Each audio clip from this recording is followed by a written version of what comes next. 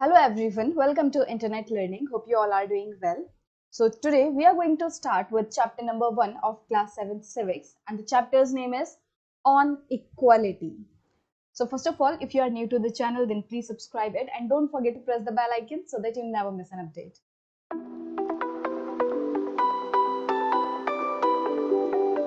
So let's start with our today's chapter on equality. So chapter के name से ही हमें पता चलता है कि in this chapter we are going to talk about equality.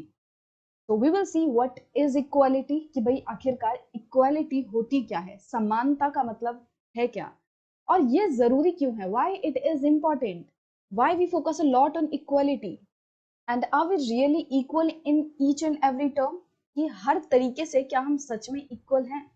क्योंकि इक्वालिटी के भी हम बहुत सारे मायनों पे चेक कर सकते हैं कि जेंडर के बेसिस पर, इनकम के बेसिस पर, कास्ट के बेसिस पर, एजुकेशन के बेसिस पर. तो क्या हर मायने में हर इंसान इक्वल है, और क्या 100% इक्वालिटी पॉसिबल है हर मायने में? तो ये कुछ क्वेश्चंस हैं जिनके बारे में हम जानेंगे डिटेल में इस चैप्टर में. ठीक है, so let's start. India is a democracy. India जो है एक डेमोक्रेसी है, एक लोकतंत्र है. डेमोक्रेसी का मतलब क्या होता है? It is a kind of government which is formed by the people for the people. ये एक इस तरह की गवर्नमेंट है जिसमें कि ये लोगों के द्वारा चुनी जाती है और लोगों के लिए ही चुनी जाती है. कि मतलब क्या करते हैं, लोग खुद से अपना राजा, अपना जो पर्सन है, लीडर है, उसे चूज करते हैं. तो हमारे यहाँ पे भी इलेक्शंस होते रहते हैं. हमें पता है कि लोग जो हैं, हम जो हैं, खुद अपने लीडर को चूज करते हैं कि हमारे बिहाफ पे डिसीजन कौन लेगा, ये हम खुद डिसाइड करते हैं. और बेसिकली डेमोक्रेसी वही है कि जब उस देश के लोग खुद ये डिसाइड करें, खुद वोट दें कि उनका राजा, उनका लीडर एक्चुअली, कि उनके लिए डिसीजन कौन लेने वाला है.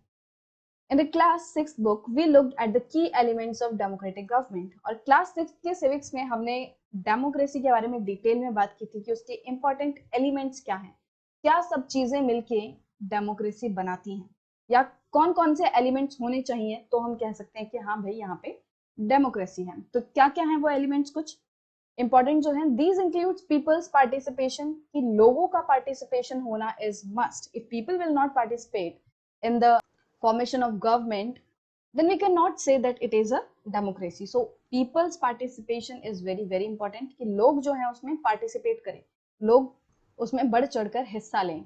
The resolution of conflict and equality and justice, कि resolution of conflict, कि जब कहीं पे मतभेद हो जाते हैं, लोगों के जो आइडियाज हैं वो मेल नहीं खाते, एक दूसरे से मिलते नहीं है, तो कॉन्फ्लिक्ट हो जाते हैं, लड़ाई झगड़े शुरू होने लगते हैं. तो उनको रिजॉल्व कैसे करना है, उन्हें सुलझाना कैसे है. और इक्वालिटी एंड जस्टिस, कि सभी को समानता मिले और न्याय मिले, ठीक है, जस्टिस मिले. तो ये कुछ इंपॉर्टेंट फीचर्स हैं एक डेमोक्रेसी के, लोकतंत्र के. इक्वालिटी इज अ की feature of democracy and influences all aspects of its functioning. तो इक्वालिटी जो है, समानता जो है, वो डेमोक्रेसी का एक बहुत ही इंपॉर्टेंट फीचर है. और हर महीने में डेमोक्रेसी को इक्वालिटी जो है वो अफेक्ट करता है.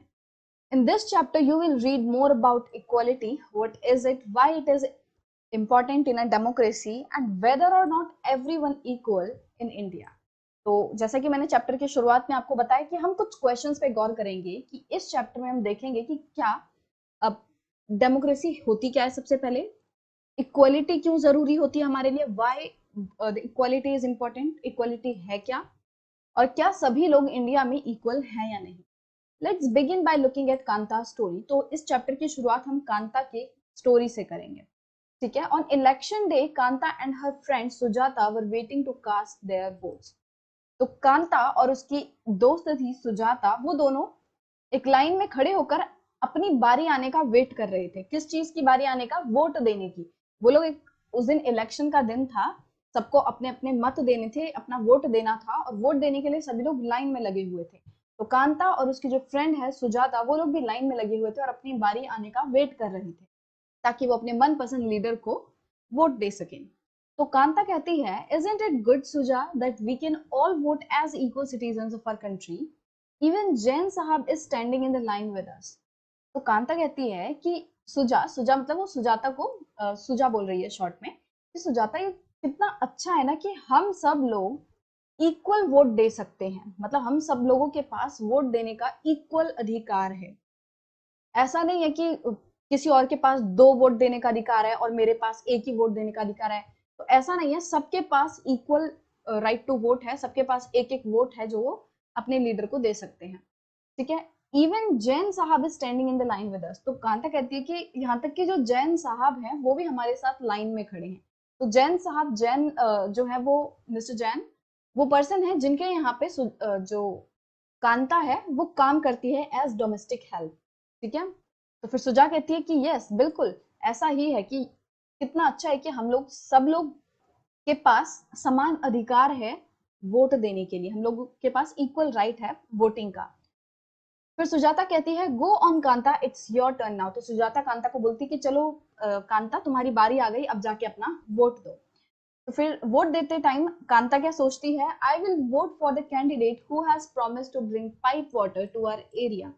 तो जब इलेक्शंस होते हैं, आप लोगों ने भी नोटिस किया होगा कि जो भी कैंडिडेट्स हैं वो अलग अलग तरीके की प्रोमिस करते हैं कि हम सड़कें बनवा देंगे, हम यहाँ पे पानी ला देंगे, हम यहाँ पे 24 आवर्स बिजली ला देंगे। मतलब वो अलग अलग तरीके की प्रोमिस करते हैं और उन प्रोमिस के बेसिस पर इस उम्मीद में कि हमारी जो उस कैंडिडेट ने प्रॉमिस किया है उसको वो सच में इम्प्लीमेंट करेगा, इस उम्मीद में जो लोग हैं वो अपने मनपसंद लीडर को वोट देते हैं कि ठीक है, हमें सबसे अच्छी बात इसकी लगी, हमें लगता है कि ये अपने वादे पे खरा उतरेगा तो हम इसको वोट देते हैं। इस तरीके से लोग वोट देते हैं। तो जो कांता है वो भी सोचने लगती है, जब वो वोट देने के लिए आती है तो वो सोचती है कि मैं अब उस कैंडिडेट को वोट करूंगी जिसने कि ये बोला है कि वो हमारे एरिया में मेरे घर तक पाइप वाटर ला देगा, जो पाइप के थ्रू पानी आता है वो मेरे एरिया तक आ जाएगा। तो कांता जो है वो ये सोचकर उस कैंडिडेट को वोट दे देती है जिसने ये प्रॉमिस किया था। तो आफ्टरवर्ड्स कुछ देर बाद क्या होता है, जब ये लोग वोट वगैरह दे देते हैं तो जो जैन साहब हैं वो बोल रहे हैं we will see you later Kanta. वो कहते हैं कि कांता बाद में मिलता हूँ तुमसे। तो फिर कांता भी कहती है यस नमस्ते साहब, की ठीक है साहब। अब वो लोग घर लौट रहे होते हैं, तब कांता सुजाता को बताती है Gudiya has been running fever and I have to take her to the hospital. उसकी जो बेटी है गुड़िया, उसकी तबीयत बहुत ज्यादा खराब है, उसको बुखार है और उसे हॉस्पिटल ले जाना है। But I have to finish the work at sahib's house first and ask for some advance. But उसको हॉस्पिटल ले जाने के लिए सबसे पहले मुझे क्या करना पड़ेगा, साहब के घर जाके काम करना पड़ेगा और उसके बाद एडवांस मांगना पड़ेगा, क्योंकि हॉस्पिटल ले जाने के लिए पैसे चाहिए और पैसे कहाँ से मिलेंगे, जो काम दे रहा है, जो जिसके यहाँ काम कर रही है उससे। तो आज वो अपनी बेटी के देखभाल के लिए भी नहीं रुक पाएगी, क्यों, क्योंकि उसको पैसे लेने जाना है और पैसे लेने जाना कैसे जाएगी, जब वो वहां पे जाके काम करेगी तभी तो एडवांस मांग पाएगी। तो जो कांता है वो अपने घर पहुंच जाती है at home. Here have some of this you will feel better. तो वो उसको काढ़ा चाय ऐसा कुछ देती है अपनी बेटी को और कहती है कि चलो थोड़ा सा ये पी लो, तुम्हें अच्छा फील होगा। And when I get back in the evening we will go to the hospital, okay. तो वो कहती है कि अभी तो तुम ये पी लो और जब मैं शाम को वापस लौटूंगी तब हम लोग हॉस्पिटल जाएंगे, ठीक है। तो वो बेटी को वो ड्रिंक देके अब वापस लौटने लगती है, काम के लिए जैन साहब के यहाँ जाने लगती है। फिर वो घर से निकलते हुए क्या सोचती है, इट्स नो वंडर दैट गुड़िया फॉल्स इल ऑफन। कि मतलब इसमें कोई हैरानी वाली बात नहीं है कि जो गुड़िया है, जो उसकी बेटी है, वो ज्यादातर बीमार पड़ती है।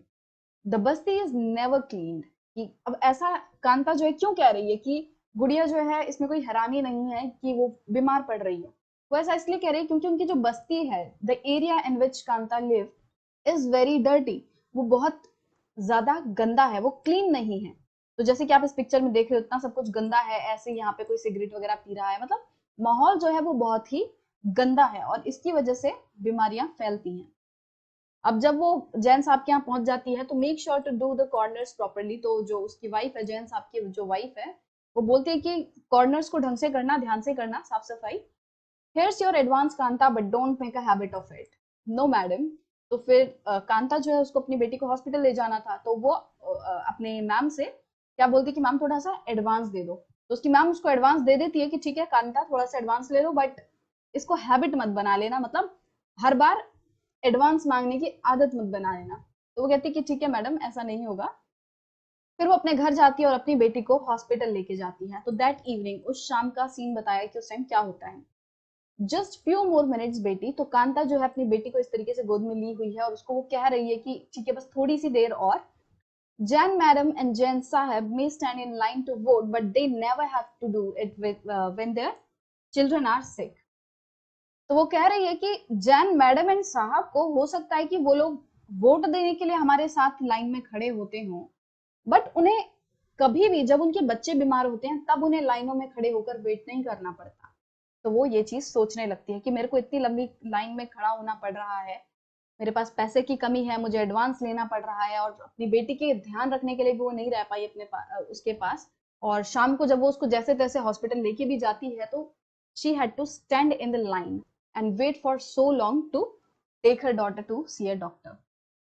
तो ये एक इलेक्शन वाले दिन का पूरा सीन था कि कांता की लाइफ में क्या हुआ, कैसे हुआ कि इलेक्शन वाला दिन था। सुबह सुबह वो बात करते हैं कि वोट देने के लिए सभी लोग, अमीर हो, गरीब हो, पढ़ा लिखा हो, चाहे कैसा ही हो, everyone is standing in the line to cast their vote. But eventually in the evening what we came to see that Kanta was thinking कि जब मेरे बच्चे बीमार हो रहे हैं, जब मेरी बेटी बीमार हो रही है, तो मुझे इतनी लंबी लंबी लाइनों में खड़ा होना पड़ रहा है, बट जैन मैडम एंड जो साहब है उन्हें कभी भी अपने बच्चों को लेकर इतनी लंबी लंबी लाइनों में इतना देर तक वेट नहीं करना पड़ता उन्हें दिखाने के लिए। They don't have to wait for so long. And why is this so? वो सोचती होगी कि भाई ऐसा क्यों हो रहा है। और इस चीज पे आप भी गौर कर सकते हैं कि जो हमारा चैप्टर इक्वालिटी का, इस शुरुआत में सुबह हमने देखा कि yes everyone has equal right to vote, equal right to choose their candidate. तो हम वहां पे कह रहे हैं कि सब लोग लाइन में खड़े हैं, वोट दे रहे हैं, इक्वालिटी है। बट जब हम लास्ट में देखते हैं जो लाइन है वो शाम तक आते आते चेंज हो जाती है कि अब जिस लाइन में कांता खड़ी है वो थोड़ी सी डिफरेंट है, वो हॉस्पिटल के आगे खड़ी है अपनी बेटी को दिखाने के लिए। तो क्या ये इक्वालिटी है कि उसको अपनी बेटी को दिखाने के लिए इतनी देर तक वेट करना पड़ रहा है, जबकि जैन साहब एंड मैडम को इतना देर तक वेट नहीं करना पड़ता? तो क्या ये इक्वालिटी होगी? और अगर नहीं है तो क्यों नहीं है? क्या चीजें हैं जिसके कारण इस तरीके के डिफरेंसेस हैं? तो इसके आगे वाला जो टॉपिक है इक्वल राइट टू वोट, जो हमारा मेन चैप्टर जब शुरू होगा तो वो हम अगले वीडियो से करेंगे। इस वीडियो में हमने इस स्टोरी के बारे में जाना, और उम्मीद करती हूँ कि आपको ये स्टोरी थोड़ी सी समझ आई हो कि इसमें क्या बताने की कोशिश की जा रही है। और आप खुद से भी थोड़ा सोचना कि किस तरह की इक्वालिटी है और किस तरीके से जो इक्वालिटी है उसको हम अलग अलग टर्म्स में देख सकते हैं। कि वोटिंग वाले सिस्टम में हम कह रहे हैं yes people have equality, but क्या अमीरी गरीबी के मामले में इक्वालिटी है? राइट? तो वो चीजें आपको सोचनी है। Equal right to vote. So in the last video, we discussed about the Kanta story, and there we came to see a day in Kanta's life, that how she started her day with the standing in the voting line to cast her vote. And at the end of the day, she was standing in another line, but that line was a little different from the line in the morning. It was a line for the hospital where she was standing with her daughter to take her daughter to see a doctor. So now in this video, we are going to talk about the equal right to vote. Like what is this right to vote and why we are saying that it is equal right. So since our chapter's name is on equality, so let me just discuss about equality. What is equality? So equality का मतलब क्या होता है? समानता। और समानता का मतलब क्या है? Where everyone is on same place. Like no one is better than another. Like जैसे ये दो चीजें हैं, ये एकदम समान है, ये सेम उसमें है। बट अगर मैं कहूँ वहीं पे ये दो चीज है, क्या ये समान है? क्या ये इक्वल है? नहीं, ये वाला जो है ये ऊपर है, ये वाला ये नीचे है। बट जब हम कहेंगे ये दोनों क्या है? इक्वल है, समान है। तो इक्वालिटी का मतलब क्या है कि जब सबके पास सेम चीज, सेम तरह की जो राइट्स हैं, सेम तरह की जो चीजें हैं वो अवेलेबल हो, चाहे वो राइट की फॉर्म में हो। चीजें मतलब कि कुछ भी, जब उनके पास चाहे राइट सेम हो, चाहे उनके पास पैसा सेम हो, चाहे उनके पास हेल्थ सेम हो कि दोनों हेल्दी हैं, तो मतलब किसी भी मायने में जब हम बात करते हैं दोनों के पास सेम चीजें हैं, तब हम कहेंगे कि वो इक्वल हैं, समान हैं। बट ये डिपेंड करता है कि हम किस पर्सपेक्टिव से देख रहे हैं, हम किस बेसिस पे बात कर रहे हैं इक्वालिटी की। अगर हम यहाँ वोट के मायने में देखें तो हम कहेंगे बिल्कुल कि लोगों के पास इक्वल वोटिंग राइट है, और इसको और डिटेल में हम जानेंगे कि इक्वल वोटिंग राइट कैसे है। बट वहीं हम दूसरे बेसिस पर देख लें, मान लें हम रिच एंड पुअर के बेसिस पे देख लें, अमीरी गरीबी के बेसिस पे देख लें, तो हम कहेंगे कि जो कांता है एंड उनके जो एम्प्लॉयर है वो सेम पोजीशन पे नहीं है। तो इक्वालिटी जो है उसके पर्सपेक्टिव के साथ, उसके बेसिस के साथ कि हम किस नजरिए से इक्वालिटी को देख रहे हैं, वो उसके साथ डिफर करेगी, उसके साथ चेंज होगी। ठीक है? ऐसा नहीं है कि अगर कोई दो इंसान अगर एक महीने में इक्वल है तो दूसरे महीने में भी दोनों इक्वल ही हो। अब ऐसा मैं क्यों कह रही हूँ, ये आपको इस वीडियो के बाद समझ आ जाएगा। The story above begins with Kanta standing in line to cast her vote. तो स्टोरी कैसे शुरू होती है कि कांता जो है वो एक लाइन में खड़ी थी वोट देने के लिए, because that day was election day and she had to stand in the line to cast her vote. So look again at the various people who are standing in the line with her. So let's see who are the people standing there in the line. So here Manjeet Kaur, she is a teacher, वो एक teacher है, अध्यापिका है. फिर तेजा सिंह एक trader है, एक वो सामान को खरीदने बेचने वाला काम करते हैं. ग्रीश राव ये एक स्टूडेंट है. कांता देवी डोमेस्टिक वर्कर हैं, ये लोगों के घर में हेल्प करती हैं उनको कामों के लिए. सुजाता कुमारी वो भी एक डोमेस्टिक वर्कर है. ठीक है, तो आप देखोगे ये सभी लोग जो हैं एक लाइन में खड़े हैं, but they have different profession, वो अलग अलग काम करते हैं. कोई टीचर है, कोई ट्रेडर है, कोई स्टूडेंट है, कोई डोमेस्टिक हेल्पर है. तो सब लोग अलग अलग हैं, but still they are standing in a same line and has equal right to vote. तो हमने देखा कि यहाँ पे किस तरीके से अलग अलग लोग जो हैं वो लाइन में खड़े हैं कांता के साथ. Kanta recognises her employer Ashok Jain and छोटे लाल हर नेबर. तो लाइन में वो क्या देखती है कि लाइन में कांता के साथ उसके एम्प्लॉयर, मतलब कि जिनके घर में वो काम करती है, अशोक जैन, वो भी खड़े थे सेम लाइन में. और फिर छोटे लाल, एक और जो कांता का नेबर था, वो भी सेम लाइन में खड़ा था. In a democratic country like India, all adults, irrespective of what religion they belong to, how much education they have had, what caste they are, or whether they are rich or poor, are allowed to vote. तो इसमें क्या कहा जा रहा है कि एक लोकतांत्रिक देश में, जैसा कि हमारा है, India is a democratic country. India क्या है? एक लोकतंत्र है. यहाँ पे जो भी गवर्नमेंट बनती है वो लोगों द्वारा चुनी जाती है, हम वोट करते हैं. ठीक है, तो इंडिया एक डेमोक्रेटिक कंट्री है. और डेमोक्रेटिक कंट्रीज में क्या होता है कि जो भी अडल्ट्स हैं, कोई भी अडल्ट्स क्या हो गए? 18 इयर्स से ऊपर हम अडल्ट मानते हैं कि anyone who is above 18 years is an adult. तो कोई भी इंसान जो कि 18 साल से ऊपर है, अडल्ट है, उसको वोट करने का अधिकार है.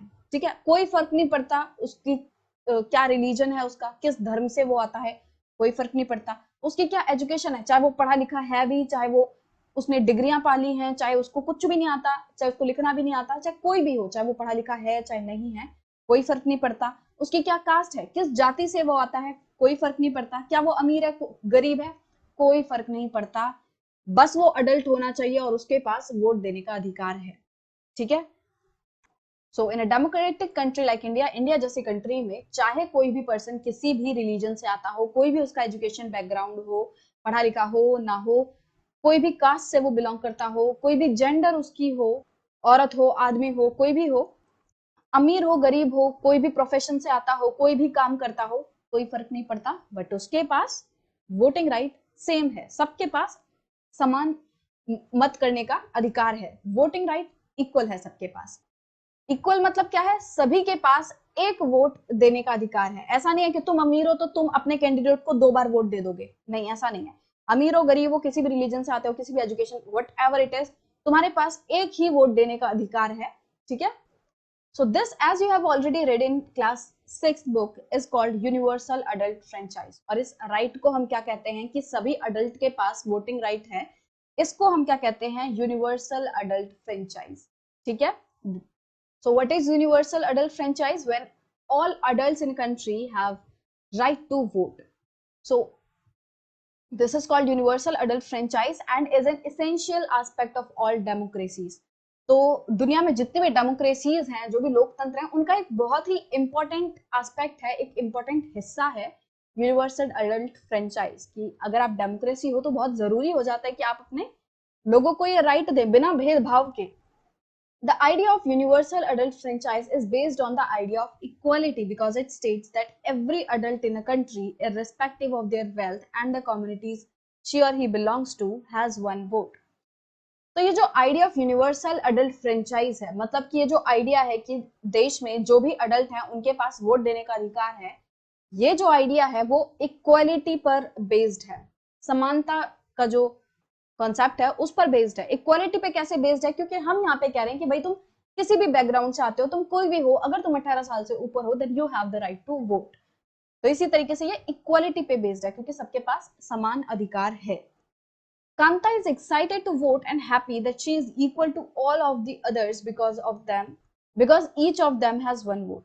तो जब कांता उस लाइन में खड़ी होती है तो शी वॉज वेरी हैप्पी कि भाई कितना अच्छा है ना कि चाहे ये लोग मेरे से अमीर हैं, चाहे गरीब हैं, चाहे कुछ भी है, चाहे ये पढ़े लिखे हैं नहीं है, सब मेरे साथ सेम लाइन में खड़े हैं, सेम अधिकार है सबके पास वोट देने का।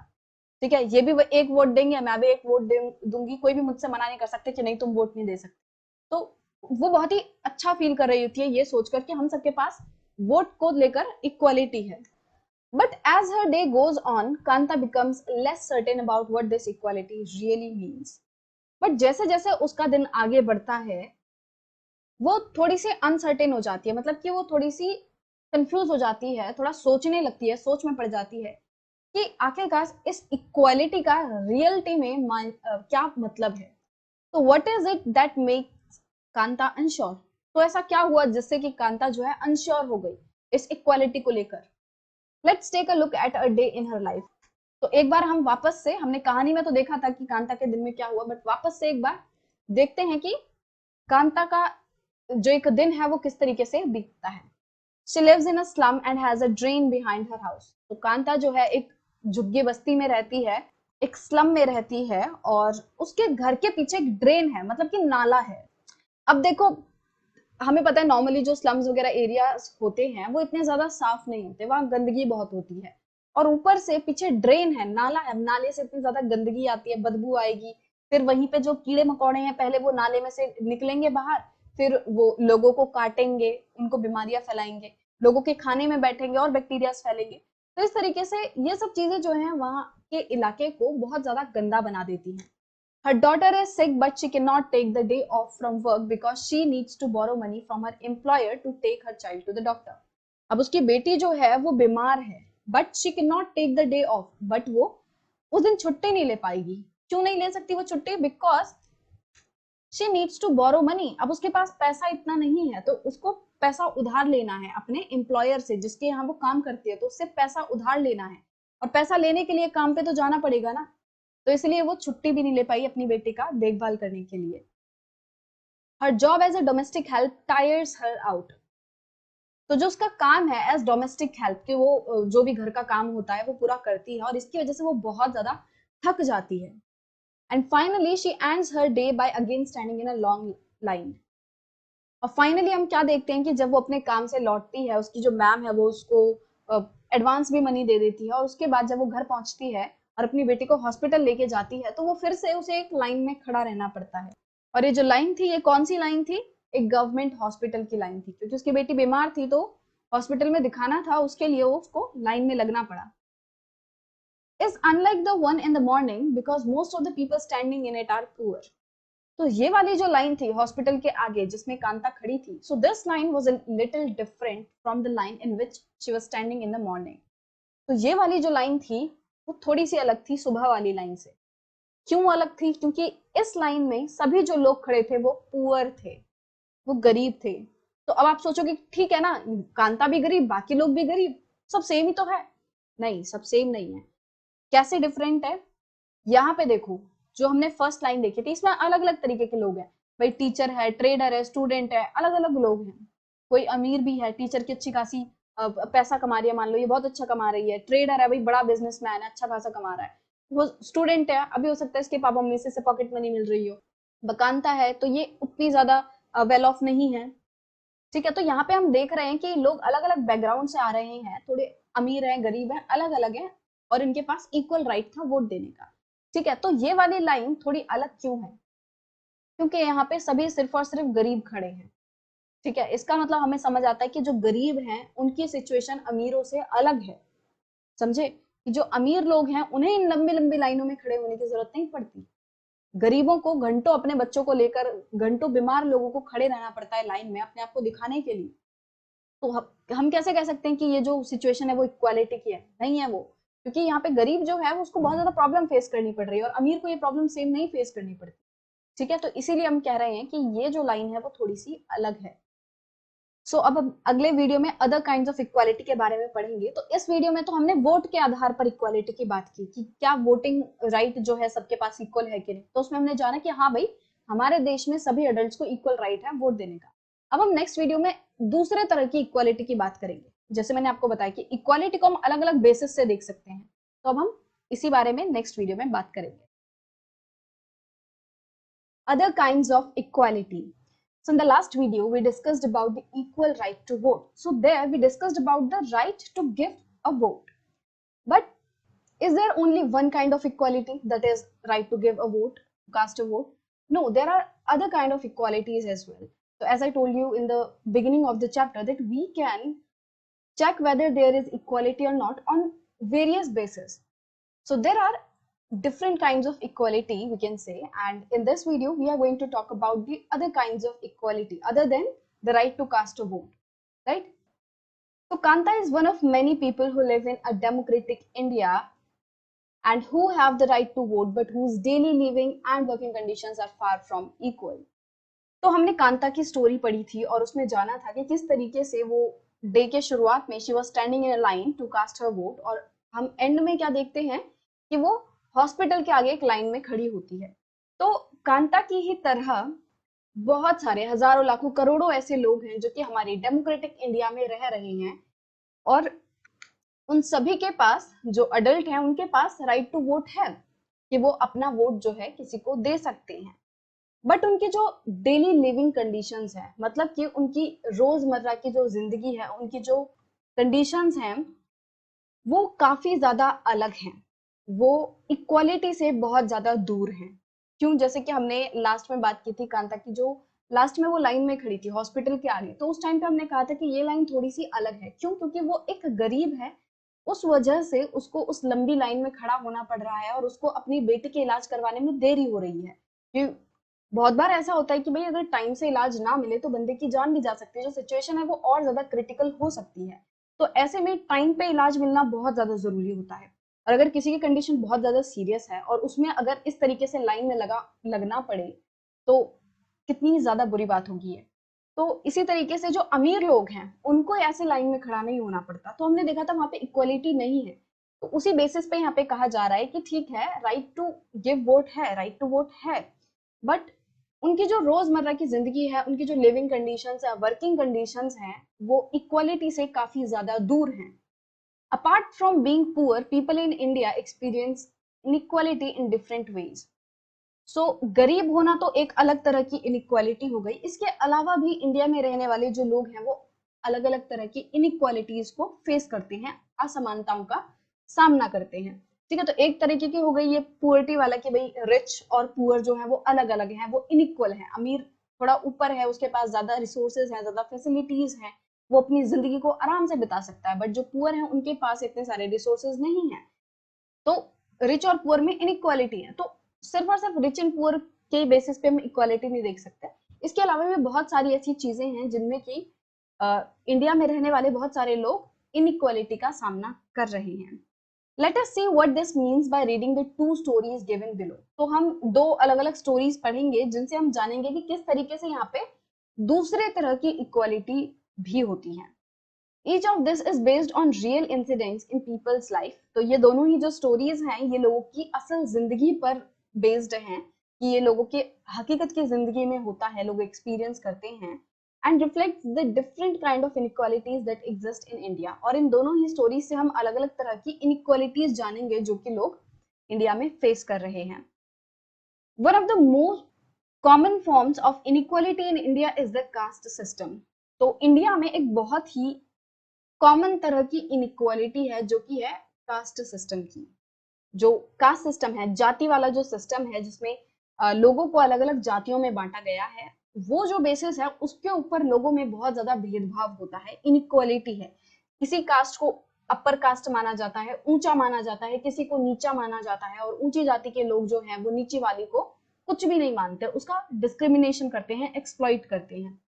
तो इस तरीके से कास्ट के बेसिस पर लोगों को बहुत ज्यादा इनइक्वालिटी फेस करनी पड़ती है। If you live in rural India, your caste identity is something that you probably learned or experienced very young।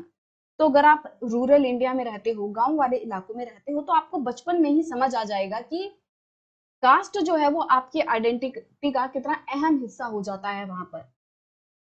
अगर आप गांव में जाओगे तो हो सकता है लोग आपसे आपका नाम बाद में पूछें और आपकी कास्ट पहले पूछें। तो जो लोग रूरल इंडिया में रह रहे हैं, गांव वाले इलाकों में रह रहे हैं, वो एक कास्ट आइडेंटिटी को, ये जो जाति वाला सिस्टम है, उसे बहुत ही यंग एज में, बहुत ही कम उम्र में एक्सपीरियंस कर लेते हैं कि किस तरीके से कास्ट को कितनी ज्यादा अहमियत दी जाती है और किस तरीके से डिस्क्रिमिनेशन होता है लोगों का कास्ट के बेसिस पर। If you live in urban India, some of you might think that people no longer believe in caste. और अगर आप अर्बन इंडिया में रह रहे हो, शहरों में रह रहे हो, बड़ी बड़ी सिटीज में रह रहे हो, तो हो सकता है आप लोगों में से बहुत सारे लोग ऐसा सोचते हो कि अर्बन सिटीज में लोग अब कास्ट को इतना ज्यादा मायना नहीं देते हैं, उसको इतनी ज्यादा इंपॉर्टेंस नहीं देते हैं। People do not give that much importance to caste system, they don't believe in caste system, ऐसा आपको लगता है। बट अगर आप इन मैट्रिमोनियल्स को देखोगे, ये जो एडवर्टीजमेंट दे रखी है मैट्रिमोनियल्स के लिए, तो अगर आप इनको देखोगे तो आपको समझ आएगा कि नहीं, still people believe a lot in caste system, even in the cities, even educated people believe in caste system and it is a very important part of their life. तो हम यहाँ पे देखते हैं जैसे alliance invited for 32 MMS 5 feet 4 inches fair beautiful girl। तो यहाँ पे बोला है कि एक 32 एज की लड़की है, यहाँ पे उसकी हाइट दे रखी है, बताए कि वो फेयर है, ब्यूटीफुल लड़की है, अब उसके लिए रिश्ता मांग रहे हैं, उसके लिए एडवर्टीजमेंट दी है। So working in IT company Mumbai from MBA boy working in Mumbai abroad from IT industry। तो क्या कह रहे हैं यहाँ पे कि जो लड़की है वो एक IT कंपनी में काम करती है मुंबई में, और वो लोग रिश्ता किस तरीके के लड़के का चाह रही हैं। They want a boy who is a BE और MBA, और जिसने MBA कर रखी हो और जो कि मुंबई या फिर अब्रॉड दूसरे देश में काम कर रहा हो, IT इंडस्ट्री में हो, और फिर लिखा है कास्ट नो बार, कि भाई हमें कास्ट से कोई प्रॉब्लम नहीं है, कोई भी कास्ट का होगा चलेगा। और फिर आगे लिखा है SC ST एक्सक्यूज। यहाँ पे तो उन्होंने लिख दिया कि भाई कास्ट से हमें कोई प्रॉब्लम नहीं है, बट फिर उन्होंने लिखा है कि SC ST एक्सक्यूज, कि भाई किसी भी कास्ट के होना, बट अगर आप SC और ST कास्ट से हो, अगर आप शेड्यूल कास्ट या फिर शेड्यूल ट्राइब से हो, तो प्लीज हमें माफ करना, आपसे हमें रिश्ता नहीं चाहिए। सेंड BHP मस्ट, तो फिर लिखा है कि अपनी जो बायोडेटा है, हॉरोस्कोप है, पिक्चर वगैरह वो सेंड करो। तो इस तरीके से यहाँ पे हमने एडवर्टीजमेंट देखी जिसमें कि ठीक है सब कुछ उसने अपना बताया हुआ है कि भाई लड़की ऐसी है वैसी है और उसकी ये क्वालिफिकेशन है, यहाँ काम करती है और इस तरीके का लड़का उन्हें चाहिए। बट उन्होंने क्या बोला कि भाई कास्ट तो कोई प्रॉब्लम नहीं है, बट आप SC ST जो है नहीं होने चाहिए, हमें उनसे रिश्ता नहीं चाहिए। तो आप देखोगे कि कितने पढ़े लिखे लोग हैं, जो लड़की है वो अच्छा खासा IT कंपनी में जॉब कर रही है, इतना अच्छी खासी पढ़ी लिखी हुई है, और फिर भी दे आर स्टिल सेइंग कि भाई SC ST वाले लोग हमें इस तरीके से रिश्ता ना भेजे। तो आप देखोगे कि ठीक है उन्होंने बोल दिया कास्ट कोई प्रॉब्लम नहीं, बट आगे अभी भी लोगों के दिमाग में, पढ़े लिखे लोगों के दिमाग में SC ST को लेकर एक गलत भावना हम कह सकते हैं कि वो अभी भी उन्हें थोड़ा कम समझते हैं या थोड़ा अपने से अलग समझते हैं कि भाई ये हमसे अलग है, ऐसा सोचते हैं। फिर अगली जो मैट्रिमोनियल है वो क्या है, professor qualified beautiful tall girl. तो कैसी लड़की चाहिए उन्हें, क्वालिफाइड ब्यूटीफुल टॉल गर्ल चाहिए। फॉर गुप्ता बॉय, कैसे लड़के के लिए चाहिए, जो लड़का है वो गुप्ता है, यहाँ पे उसका अपना सरनेम दिया हुआ है जिससे उसकी कास्ट पता चलेगी। फॉर गुप्ता बॉय 28 ईयर्स का है, 6 feet, CA working MNC Texas USA। तो उसका पूरा दे रखा है कहाँ पे काम करता है, क्या उसकी इनकम है। बट यहाँ पे देखोगे कि लड़की चाहिए कैसे लड़के के लिए, गुप्ता बॉय के लिए। तो यहाँ पे भी उन्होंने अपनी जो कास्ट है, सरनेम है, वो मेंशन किया हुआ है। अगेन अच्छा खासा जो है जो लड़का है वो पढ़ा लिखा है, CA कर रहा है, CA है, और फिर भी यहाँ पे किस तरीके से फोकस किया गया है कास्ट पे। देन नेक्स्ट है तमिल ब्राह्मण अयंगर ग्रूम 1981 बॉर्न। तो यहाँ पे लड़के के बारे में बताया गया है कि जो तमिल ब्राह्मण है, और फिर लिखा है नेत्रुव कश्यपा गोत्रम। तो उन्होंने यहाँ पे अपनी गोत दी हुई है कि भाई इस गोत का लड़का है, स्वाति स्टार है, और बाकी सब दिया हुआ है। तो अगेन यहाँ पे उन लोगों ने अपनी गोत दी हुई है। तो हमने देखा है इन सभी मैट्रिमोनियल्स में किस तरीके से कास्ट पे बहुत ज्यादा फोकस किया हुआ है। तो आप इससे ही आइडिया लगा सकते हो कि सिर्फ और सिर्फ रूरल इंडिया में ही नहीं, बल्कि जो सिटीज हैं वहां पे भी लोगों के दिमाग में कास्ट सिस्टम एकदम घुसा पड़ा है। People still believe in caste system. वहां पे कुछ लोग जो है, मतलब इंडिया में अभी भी बहुत सारे लोग जो कास्ट है, अपर कास्ट जो अपने आप को सुपीरियर मानती है, दूसरे कुछ कास्टों को वो अपने से इंफीरियर मानती है। तो ये इंडिया के लिए एक बहुत ही बड़ी प्रॉब्लम है, और बहुत सारे लोगों को इस कास्ट के बेसिस पर इनइक्वालिटी का सामना करना पड़ता है। So, but just look at these matrimonials shown from a leading English newspaper। तो ये जो matrimonials थे, एक leading English newspaper से थे, और आप देखोगे you will see how important the issue of caste continues to be in minds of highly educated urban Indians। तो किस तरीके से highly educated मतलब अच्छे खासे पढ़े लिखे लोग हैं, अर्बन सिटीज में रह रहे हैं, फिर भी उनके लिए जो कास्ट है वो कितनी ज्यादा इंपॉर्टेंट है। Now let us read a story about the experiences of a Dalit child attending school. तो अब हम एक स्टोरी पढ़ेंगे जिसमें कि हमें पता चलेगा कि एक दलित चाइल्ड जो है, एक ऐसा बच्चा जो कि दलित कम्युनिटी से है और उसका किस तरीके का एक्सपीरियंस रहता है अपने स्कूल में। तो you have already read about Dalit in class 6 book. तो हमने क्लास 6 में दलित के बारे में पढ़ा था। दलित जो है वो एक टर्म है जो कि सो कॉल्ड लोअर कास्ट के लोग अपने लिए यूज करते हैं। तो जो यहाँ पे सो कॉल्ड किस लिए कहा जा रहा है, सो कॉल्ड मतलब कि जो हकीकत में नहीं है, they are not lower than anyone, वो किसी से इंफीरियर नहीं है, किसी से कम नहीं है, बट सोसाइटी ने, लोगों ने उन्हें लोअर बना दिया है। तो वही कहा है कि जो लोअर कास्ट वाले लोग हैं वो अपने आप को दलित कहकर बुलाते हैं, वो कहते हैं कि वी आर दलित। तो वो ऐसा क्यों कहते हैं, why they address themselves as Dalit, because वो कहते हैं कि एक तरीके से सोसाइटी ने हमें तोड़ कर रख दिया है, अपने से अलग कर दिया और हमें एकदम तोड़ दिया है, क्योंकि दलित का मतलब क्या होता है, ब्रोकन। तो वो अपने आप को इसीलिए दलित कहकर बुलाते हैं, एड्रेस करते हैं।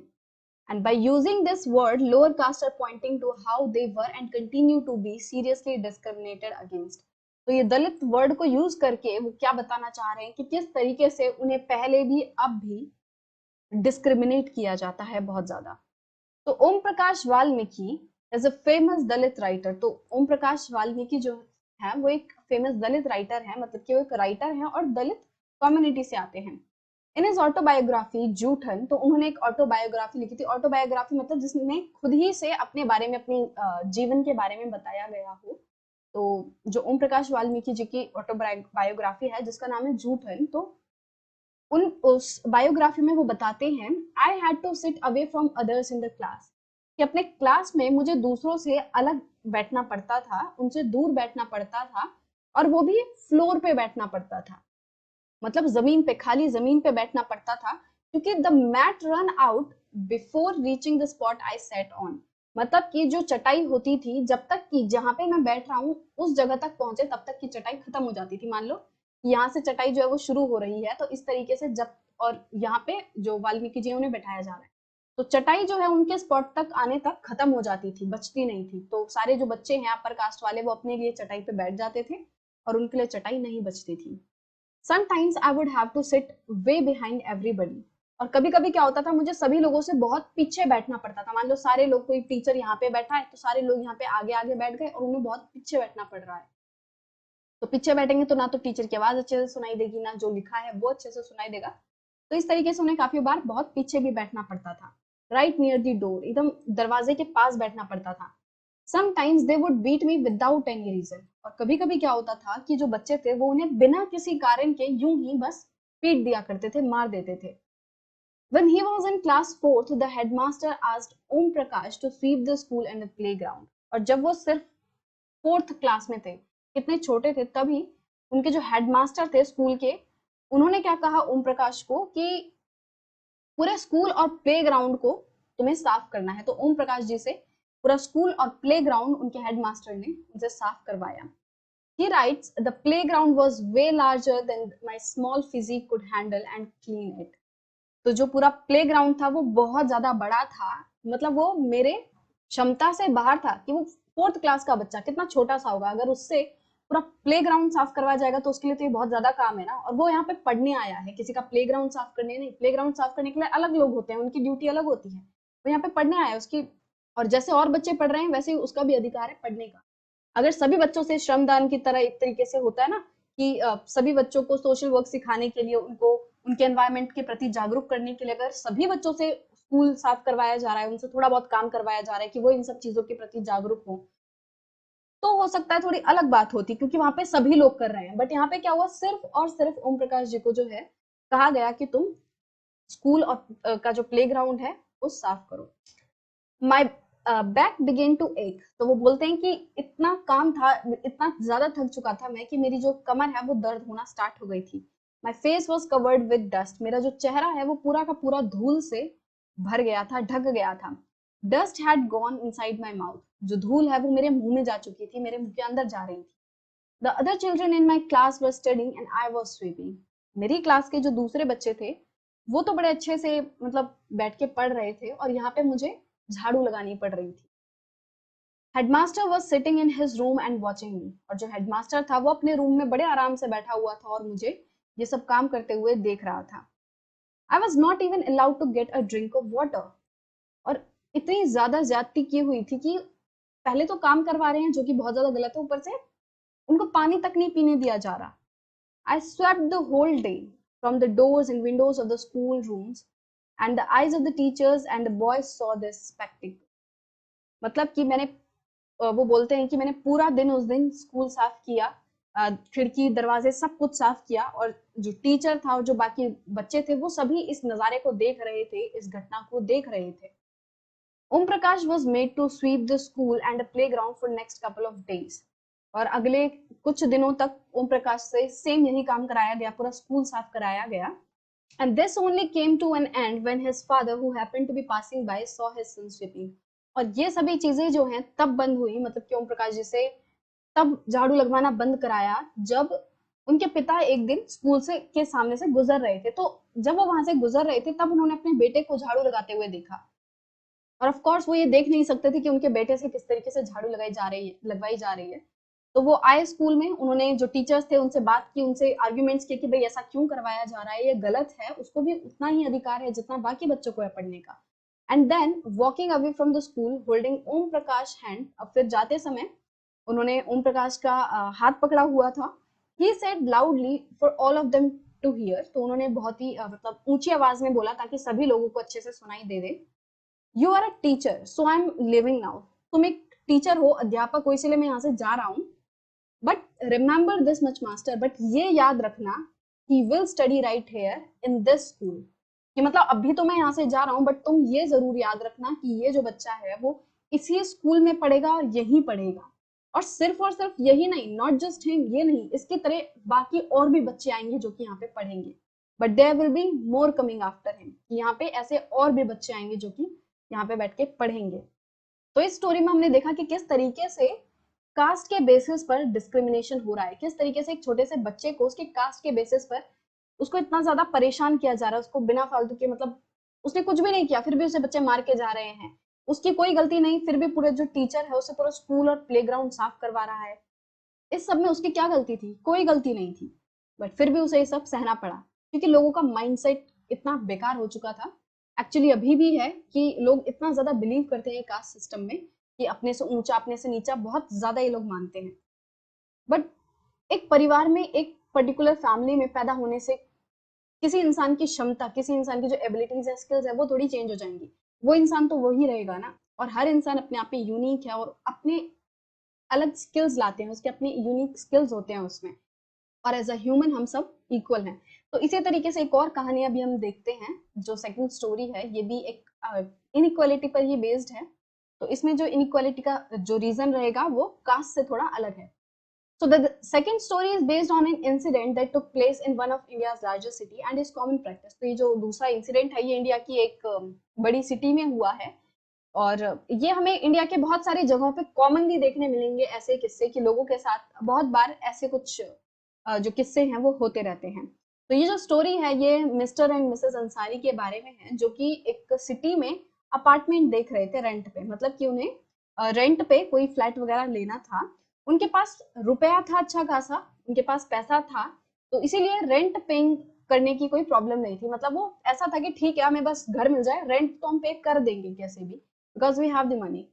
तो वो एक प्रॉपर्टी डीलर के पास गए ताकि उन्हें एक अपार्टमेंट मिल जाए। जो प्रॉपर्टी डीलर्स होते हैं वो कस्टमर्स वगैरह को, उन्हें पता होता है कि भाई कहाँ पे जो घर है वो खाली है, तो वो कस्टमर्स को दिखाते हैं कि ये जगह खाली आपके लिए सूटेबल रहेगी। तो इस तरीके से वो एक प्रॉपर्टी डीलर के पास गए। तो डीलर ने बोला कि हाँ ठीक है, मुझे कुछ अपार्टमेंट्स पता है तो मैं आपको दिखा देता हूँ, अगर आपको पसंद आए तो आप ले लेना। तो उन्होंने पहले अपार्टमेंट में विजिट किया, पहले जो फर्स्ट अपार्टमेंट था वो देखने गए, और अंसारी को, मतलब जो मिस्टर एंड मिसेस अंसारी हैं, उन्हें वो अपार्टमेंट बहुत ज्यादा पसंद आया, और उन्होंने तुरंत डिसाइड कर लिया कि ठीक है ये जो अपार्टमेंट है ये हमें लेना है, हम इसी में रहेंगे। बट जब जो लैंड लेडी थी, मतलब जो मकान मालिक थी, जब उसे इनके नेम के बारे में पता चला, फाउंड आउट देयर नेम्स कि वो मिस्टर एंड मिसेस अंसारी हैं, तब जो वो लैंड लेडी थी उसने एक्सक्यूजेस बनाना स्टार्ट कर दिया। तो she made an excuse about how she could not rent the house to someone who eat meat. तो उसने क्या बहाना बनाया कि सॉरी हम आपको ये घर नहीं दे सकते क्योंकि आप जो है वो नॉन वेज हो और हम नॉन वेज को अभी रेंट पे घर नहीं दे सकते क्योंकि हमारे बिल्डिंग में कोई भी नॉन वेजिटेरियन नहीं है, यहाँ पे सब वेजिटेरियन है। तो because you are a non vegetarian we can not rent you our apartment. तो ऐसा जो बहाना है, एक्सक्यूज है, वो उस लैंड लेडी ने बनाया। Both Ansaris and the property dealers were surprise. तो जो मिस्टर एंड मिसेस अंसारी थे और जो प्रॉपर्टी डीलर थे वो इस बात को सुन के बहुत ज्यादा हैरान हो गए कि भाई ये क्या बात कर रहे हैं, क्योंकि पास ही में जो पास वाला उनका घर था, जो दूसरा रूम उन्होंने रेंट पे दे रखा था, उससे फिश की स्मेल आ रही थी, मछली बनने की जो स्मेल है वो आ रही थी। तो इसका मतलब कि ऐसा तो है नहीं कि यहाँ पे नॉन वेजिटेरियंस नहीं है।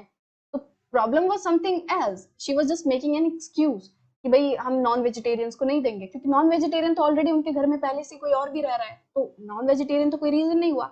The reason was their names, was their religion. Ansaris जो है मतलब वो बेसिकली टिपिकली जो मुस्लिम्स होते हैं उनके सरनेम्स अंसारीज होते हैं। So the landlady didn't want to rent her apartment to Ansaris, to Muslims. So that was the problem कि वो इनको जो अपार्टमेंट है वो नहीं देना चाहती थी क्योंकि वो दूसरे रिलीजन से हैं। और जो नॉन वेजिटेरियन वाला है वो तो सिर्फ एक बहाना था। तो इसी तरीके से जब वो दूसरे अपार्टमेंट देखने गए, दूसरा और तीसरा अपार्टमेंट देखने गए, तब भी उन्हें सेम तरह के एक्सक्यूजेस देखने मिले कि जी सॉरी हम तो आपको ये रेंट पे नहीं दे पाएंगे अपना घर क्योंकि आप नॉन वेजिटेरियन हो, तो वी आर सॉरी। तो इस तरीके से उन्होंने भी excuses बनाए। Finally, the property dealer told them that they might want to change their names to call themselves Mr. and Mrs. Kumar. तो finally जो property dealer है, जो ने घर दिखा रहा था, apartments दिखा रहा था, वो कहता है कि यहाँ पे तो आपको जो घर है रेंट पे मिलना थोड़ा मुश्किल है, तो क्यों ना आप अपना जो नाम है, जो सरनेम है, वो थोड़ा चेंज कर लो। Why don't you become mister and Mrs Kumar from mister and Mrs Ansari? तो कह रहे कि अपना सरनेम चेंज कर लो।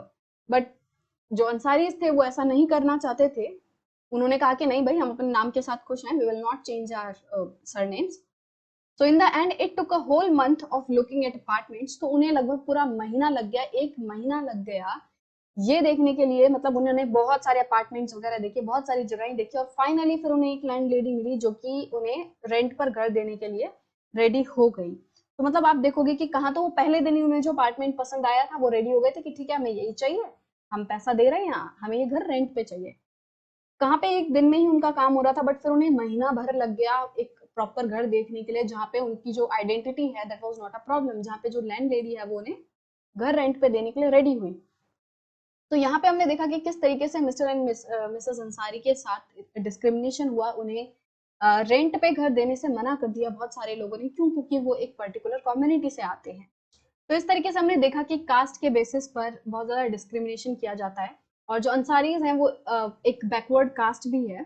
तो इस बेसिस पर लोगों को बहुत ज्यादा डिस्क्रिमिनेशन का सामना जो है वो करना पड़ता है।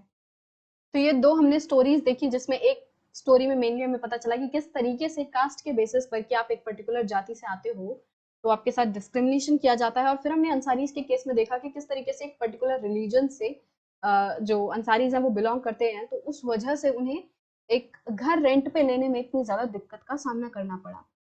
सो ये जो बुक है ये आप चाहें तो आप पढ़ भी सकते हैं, जो जूटन जो ओम प्रकाश वाल्मीकि ने लिखी है। तो अगर आप ये पढ़ना चाहते हैं तो आप पढ़ भी सकते हैं। उसका जो कवर पेज है वो ये है, recognizing dignity. So in the last video, we discussed two stories. So one was of Om Prakash Valmiki and the second was of Mr. and Mrs. Ansaris. So from the last video, we came to know that how in our country people are getting discriminated against on the basis of their caste, on the basis of their religion. And now in this video, we are going to talk about the dignity.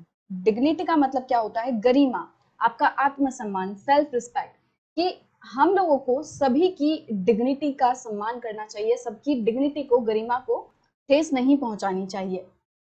So you have understood by now that the caste we are born into, the religion we practice, the class background we come from, whether we are male or female, these are often the things that determine why some people are treated unequally. तो इसमें क्या बोला जा रहा है कि पिछले जो हमने सेक्शन पढ़ा, जो दो स्टोरीज पढ़ी, उससे हमें ये तो समझ आ गया कि बहुत सारे लोगों को उनके कास्ट के बेसिस पर कि उनकी क्या कास्ट है, किस रिलीजन से वो आते हैं, क्या उनका बैकग्राउंड है, वो मेल है वो फीमेल है, इन सभी चीजों के बेसिस पर लोगों को अनइक्वली ट्रीट किया जाता है। सो ओम प्रकाश वाल्मीकि जी की हमने स्टोरी पढ़ी, तो उनको उनकी कास्ट के बेसिस पर अनइक्वली ट्रीट किया गया, उनको डिस्क्रिमिनेट किया गया। मिस्टर एंड मिसेस अंसारी के साथ उनके रिलीजन के बेसिस पर डिस्क्रिमिनेशन किया गया, उनको अनइक्वली ट्रीट किया गया। So when persons are treated unequally, their dignity is violated. तो जब हम किसी को अनइक्वली ट्रीट करते हैं, हम उन्हें समान रूप से अधिकार नहीं देते, अपने जैसा नहीं मानते, तब हम उसकी डिग्निटी को हर्ट करते हैं, उसकी गरिमा को ठेस पहुंचाते हैं। तो इसी तरीके से जैसे ओम प्रकाश वाल्मीकि जी एंड अंसारी की जो डिग्निटी थी वो वायलेट हुई, उनकी गरिमा को ठेस पहुंची जिस तरीके से उनको ट्रीट किया गया उसकी वजह से। तो पूरे स्कूल में इतने सारे बच्चे थे, तो उनमें से सिर्फ ओम प्रकाश वाल्मीकि जी को पिक किया गया, उनको चूज किया गया और उनको उनके हेडमास्टर ने पूरे स्कूल, पूरे प्लेग्राउंड को साफ करवाया गया। क्यों? क्योंकि उनकी कास्ट दलित थी, because he belongs to a certain community, he belongs to Dalit caste. तो उनके जो स्कूलमेट्स थे, उनके जो टीचर्स थे, उन सभी ने उसको, उनकी जो डिग्निटी है उसको हर्ट किया, उनकी गरिमा को ठेस पहुंचाई और उसको ये फील करवाया कि वो जो 4th क्लास का बच्चा है, उसको ये फील करवाया कि वो उन सभी से कम है, that if he was less than equal to all other students in the school. तो उसको इस तरीके से ओम प्रकाश वाल्मीकि जी को फील कराया गया कि वो बाकी सबसे कम है, लेस है।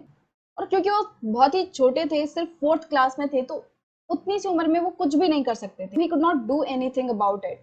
वो अपनी सिचुएशन को चेंज करने के लिए कुछ भी नहीं कर सकते थे। और इसी तरीके से जो अंसारीज थे, उनकी डिग्निटी हर्ट हुई जब लोगों ने उन्हें जो कमरा है वो रेंट पर देने से मना कर दिया गया और तरह तरह के बहाने बनाए।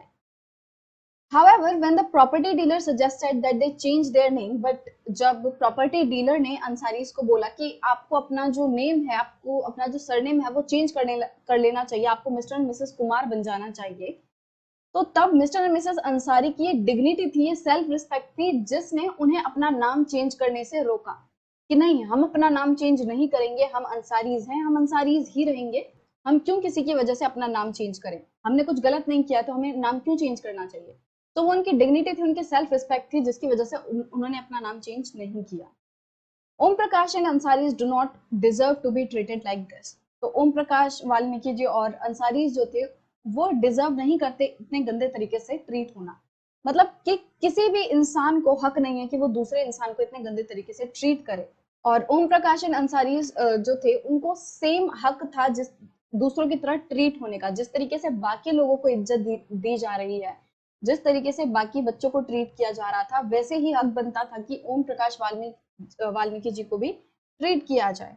और अंसारी को भी उसी तरीके से ट्रीट होने का हक था, जिस तरीके से बाकी लोगों को जो लैंडलॉर्ड्स हैं वो घर रेंट पे दे रहे थे, वैसे भी उनका हक बनता था कि भाई हम पैसे दे रहे हैं तुम्हें, हमारे पास पैसा है तो तुम हमें रेंट पे घर दो, क्यों तुम नए नए बहाने बना रहे हो, क्यों तुम हमें हमारे रिलीजन की वजह से घर रेंट पे देने से मना कर रहे हो। तो सभी को हक है कि उन्हें रिस्पेक्ट से, उनको डिग्निटी से ट्रीट किया जाए, उनको उनको इज्जत दी जाए, उनकी सेल्फ रिस्पेक्ट को हर्ट ना किया जाए। तो यहाँ पे एक मूवी की कुछ पिक्चर्स दी हुई हैं। सो 1975 की जो फिल्म थी दीवार, उसमें एक जो बच्चा था वो सुशांत की तरह काम करता था, मतलब वो जूते चमकाता था, लोगों के जो जूते हैं उनको पॉलिश करता था।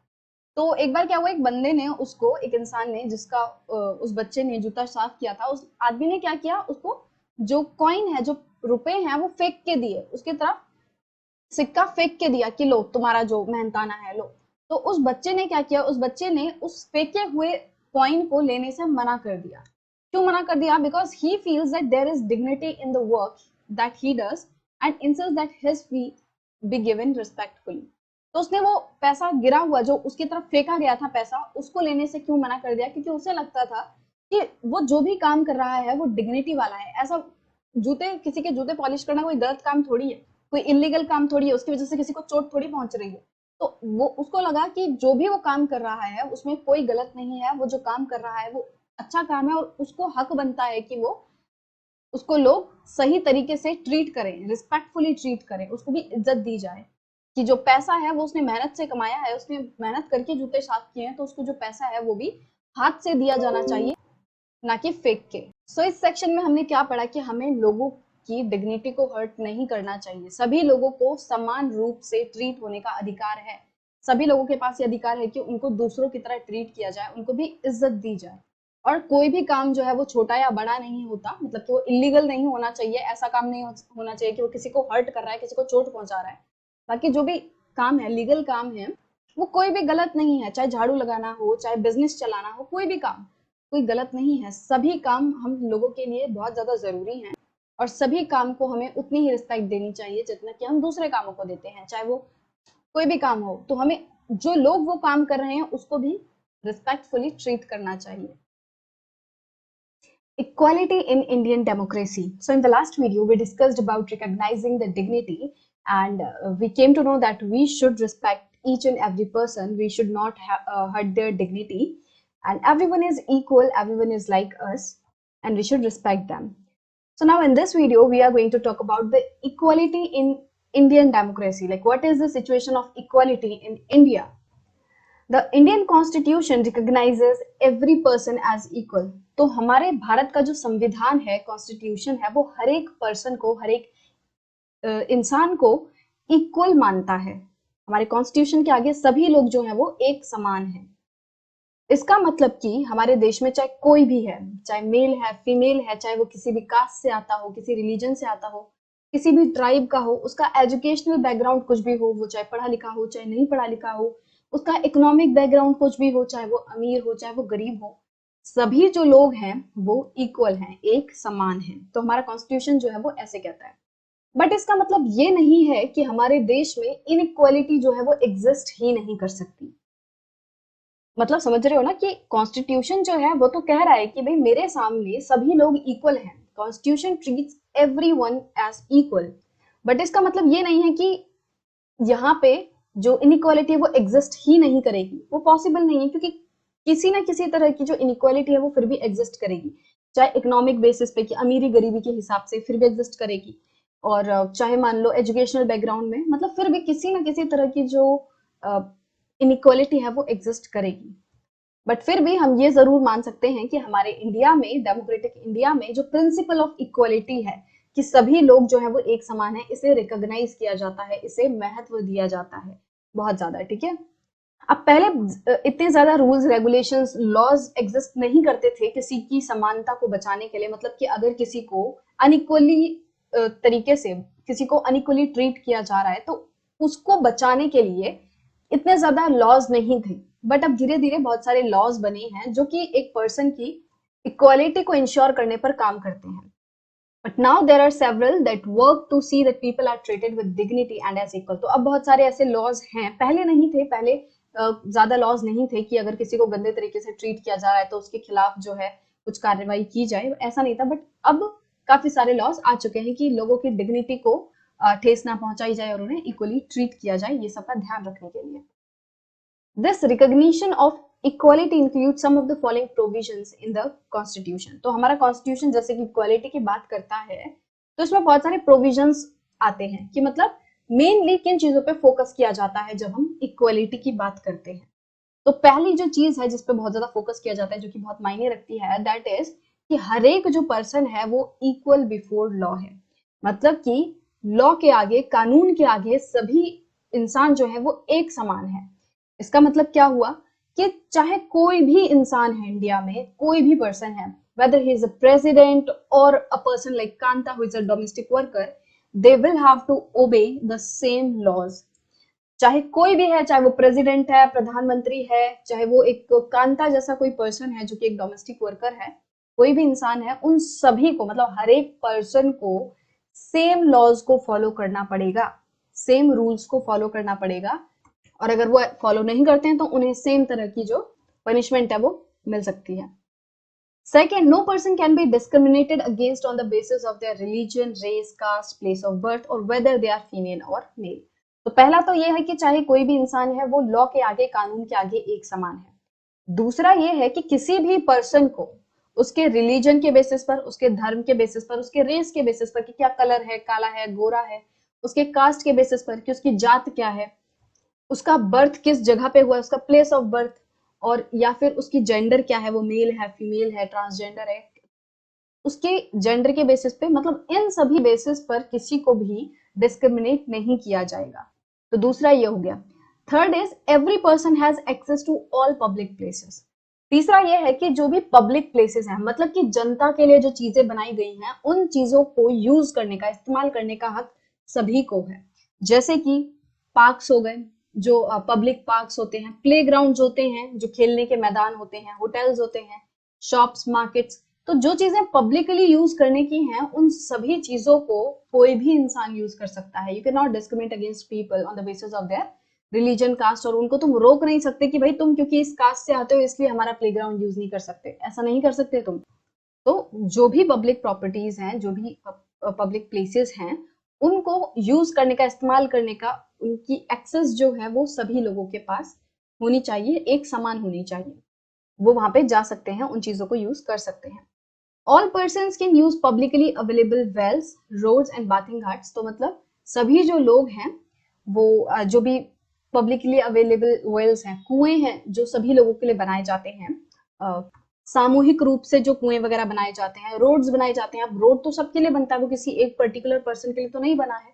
अब अगर कोई जैसे ऊंची जाति का कोई आदमी है, अगर वो कहने लगे कि नहीं तुम नीची जाति के हो, तुम यहाँ पे नहीं चल सकते, तो ये करना गलत होगा। हर एक इंसान को समान रूप से अधिकार है कि वो उस रोड को यूज कर सके, उसमें चल सके। ठीक है, बाथिंग घाट्स की, कहीं पे जो बाथिंग घाट्स बनाए जाते हैं, नहाने के लिए जो घाट वगैरह बनाए जाते हैं, तो उनको भी यूज करने का सभी लोगों को समान रूप से अधिकार है। और चौथा है अनटचेबिलिटी हैज बीन एबॉलिश्ड, कि जो अनटचेबिलिटी जो है, अनटचेबिलिटी मतलब क्या है कि जैसे कि कुछ लोगों के खिलाफ ऐसे माना जाता है कि अगर इनको हम छू देंगे तो हम पॉल्यूटेड हो जाएंगे, कि भाई कि सो कॉल्ड अपर कास्ट जो है वो ये मानती है कि अगर हम लोअर कास्ट को, सो कॉल्ड लोअर कास्ट को अगर हम छू देंगे तो हम पॉल्यूटेड हो जाएंगे, कि उनको छूना गलत है। तो ये जो अनटचेबिलिटी है, ये प्रैक्टिस को एबॉलिश कर दिया गया है, इसको बैन कर दिया गया है, बंद कर दिया गया है। अगर कोई भी इस तरीके से अनटचेबिलिटी करता है, कि अगर कोई कहता है कि हम उसको नहीं छुएंगे, हम पॉल्यूट हो जाएंगे, इस तरीके से किसी को डिस्क्रिमिनेट करता है, तो उसके अगेंस्ट कार्रवाई की जाएगी, उसके अगेंस्ट एक्शन लिया जाएगा। ठीक है, तो अनटचेबिलिटी जो है वो एबॉलिश हो चुकी है। तो हमारे संविधान में ये जो इक्वालिटी गारंटी की गई है कि भाई सभी लोगों को एक समान रूप से ट्रीट किया जाएगा, इस इक्वालिटी को इम्प्लीमेंट करने के लिए, मतलब हकीकत में लाने के लिए कि सभी लोगों को इक्वल रूप से ट्रीट किया जाए, गवर्नमेंट जो है वो दो तरीके यूज करती है। ठीक है, तो पहला है लॉज, जो कानून है, रूल्स है, रेगुलेशंस है, उनके थ्रू गवर्नमेंट है कोशिश करती है कि सभी लोगों को समान रूप से ट्रीट किया जाए। दूसरा है थ्रू गवर्नमेंट प्रोग्राम्स और स्कीम्स, कि दूसरा, पहला तो हो गया लॉज, कि भी कानून बना दिए गए हैं कि अगर तुम किसी को डिस्क्रिमिनेट करोगे तो तुम्हारे खिलाफ कार्रवाई की जा सकती है, तुमको पनिशमेंट मिलेगी। और दूसरा क्या तरीका है, दूसरा है गवर्नमेंट प्रोग्राम्स और स्कीम्स, की गवर्नमेंट के तरफ से जो प्रोग्राम्स चलाए जाते हैं, जो स्कीम्स चलाई जाती हैं, सभी लोगों को समान रूप से अपॉर्चुनिटीज देने के लिए, उनको समान रूप से ट्रीट करने के लिए। तो दूसरा तरीका हो गया वो गवर्नमेंट स्कीम्स एंड प्रोग्राम्स। तो बहुत सारे ऐसे लॉज हैं जो कि ये इंश्योर करते हैं, सभी लोगों को प्रोटेक्ट करते हैं, उनका जो राइट है, उनका जो राइट है इक्वली ट्रीट होने का, उसको प्रोटेक्ट करते हैं। तो इस बारे में तो हमने देख लिया कि भाई पहला जो तरीका है वो है लॉज, और दूसरा जो है वो गवर्नमेंट स्कीम्स है। तो गवर्नमेंट ने बहुत सारी स्कीम्स, प्रोग्राम्स चला रखे हैं ताकि उन लोगों की लाइफ को इम्प्रूव किया जा सके जिन्हें की सही तरीके से ट्रीट नहीं किया जा रहा, जिनको की अनइक्वली ट्रीट किया जा रहा है। तो उन लोगों को और बेटर पोजीशन पे लाने के लिए, उनकी लाइफ को, उनके जीवन को थोड़ा बेहतर बनाने के लिए गवर्नमेंट ने कुछ स्कीम्स एंड प्रोग्राम्स निकाले हुए हैं। तो ये जो स्कीम्स हैं ये इंश्योर करती हैं कि इन लोगों को और ज्यादा अपॉर्चुनिटी मिले, जो कि इन्हें पहले नहीं मिल पाई थी। जिन चीजों से, जिन अपॉर्चुनिटीज से, जिन रिसोर्सेज से ये अभी तक दूर थे, वो अपॉर्चुनिटीज इनको इन स्कीम्स के द्वारा अवेलेबल की जाती हैं, कराई जाती हैं। तो इसी तरीके के प्रोग्राम्स एंड स्कीम्स में से एक जो है वो है मिड डे मील स्कीम। तो जैसा कि आपको नाम से पता चल रहा है, मिड डे मील मतलब कि जो दोपहर का खाना जो मिलता है, तो बहुत सारे स्कूल्स में, गवर्नमेंट स्कूल्स में क्या किया जाता है, मिड डे मील प्रोवाइड की जाती है, कि जो बच्चे स्कूल आएंगे उनको वहां पे खाना दिया जाएगा। तो जो गवर्नमेंट एलिमेंट्री स्कूल्स होते हैं उनमें बच्चों को कुक्ड लंच प्रोवाइड किया जाता है, कि उनका जो लंच होता है वो उन्हें स्कूल में ही बनाकर प्रोवाइड किया जाता है, खिलाया जाता है। तमिलनाडु ने सबसे पहले ये जो स्कीम थी वो 2001 में लॉन्च की थी। सबसे पहले तमिलनाडु में मिड डे मील वाली जो स्कीम है वो आई थी। तो जब तमिलनाडु में ये स्कीम आई तब सुप्रीम कोर्ट ने कहा कि 6 महीने के अंदर अंदर आप सभी, मतलब कि जो बाकी स्टेट गवर्नमेंट्स हैं, उनको कहा कि आप भी 6 महीने के अंदर अंदर इस स्कीम को अपने अपने स्टेट्स में इम्प्लीमेंट कर दो। अब ये जो स्कीम है मिड डे मील वाली स्कीम, इसके बहुत सारे पॉजिटिव इफेक्ट्स थे। अब सबसे पहला तो यही था कि अब खाने की वजह से, क्योंकि अब बच्चों को खाना मिलेगा स्कूल में, इस वजह से बहुत सारे पुअर जो चिल्ड्रन थे, जो गरीब बच्चे थे, वो ज्यादा से ज्यादा स्कूल में आने लग गए। ज्यादा से ज्यादा बच्चों ने अपना जो नाम है वो स्कूल में लिखवा लिया, एडमिशन ले लिया। क्योंकि वो गरीब बच्चे हैं, उनको खाना इतनी आसानी से नहीं मिलता है, तो फिर पेरेंट्स ने क्या कहा कि ठीक है, तुम्हें स्कूल में तो पेट भर खाना मिलेगा, अच्छी क्वालिटी का खाना मिलेगा। तो इस करके उन्होंने क्या किया, अपने अपने बच्चों का नाम जो है वो स्कूल में लिखवा दिया। तो अब ज्यादा बच्चे स्कूल को अटेंड करने लग गए। अब टीचर्स ये बताते हैं कि पहले क्या होता था कि बच्चे जो है लंच में अपने अपने घर जाते थे खाना खाने के लिए, और बहुत बार ऐसा होता था कि वो लंच में घर जाते थे और लंच के बाद वापस लौट कर आते ही नहीं थे। तो अब क्योंकि उन्हें जो लंच है उसके लिए घर नहीं जाना पड़ रहा है, अब उनको उनका लंच स्कूल में ही मिल रहा है, तो इस वजह से उनकी जो अटेंडेंस है वो इम्प्रूव हो चुकी है। अब ज्यादा से ज्यादा बच्चे सुबह भी स्कूल आते हैं और लंच के बाद भी स्कूल आते हैं, क्योंकि स्कूल में ही वो रह रहे हैं, अब उन्हें घर जाने की जरूरत नहीं पड़ रही। और पहले क्या होता था, क्योंकि बच्चे जो है वो लंच में स्कूल जाते थे, तो उनकी मदर्स को भी इंटरप्ट करना पड़ता था, अपने काम को छोड़ना पड़ता था, और उन्हें भी अपने घर आके बच्चों को खाना पीना देना पड़ता था, खाना खिलाना पड़ता था। तो इस वजह से उनकी मदर्स को, उनके फादर्स को भी बड़ा ही दिक्कत पड़ती थी काम में। अब क्या होता है कि जो बच्चे हैं, क्योंकि वो घर पे ही मतलब स्कूल में ही खा लेंगे, तो उनके जो पेरेंट्स हैं, उनके जो मदर्स हैं, उनको भी अपना काम छोड़कर नहीं आना पड़ता। इस प्रोग्राम का सिर्फ और सिर्फ अटेंडेंस में ही इम्प्रूवमेंट नहीं हुई है, इसके और भी बाकी काफी सारे पॉजिटिव जो इम्पैक्ट हैं वो देखने मिले हैं। जैसे कि इसकी वजह से जो कास्ट प्रेजुडिस थी, कि कास्ट के बेसिस पर जो भेदभाव किया जाता था, वो थोड़ा कम हो गया।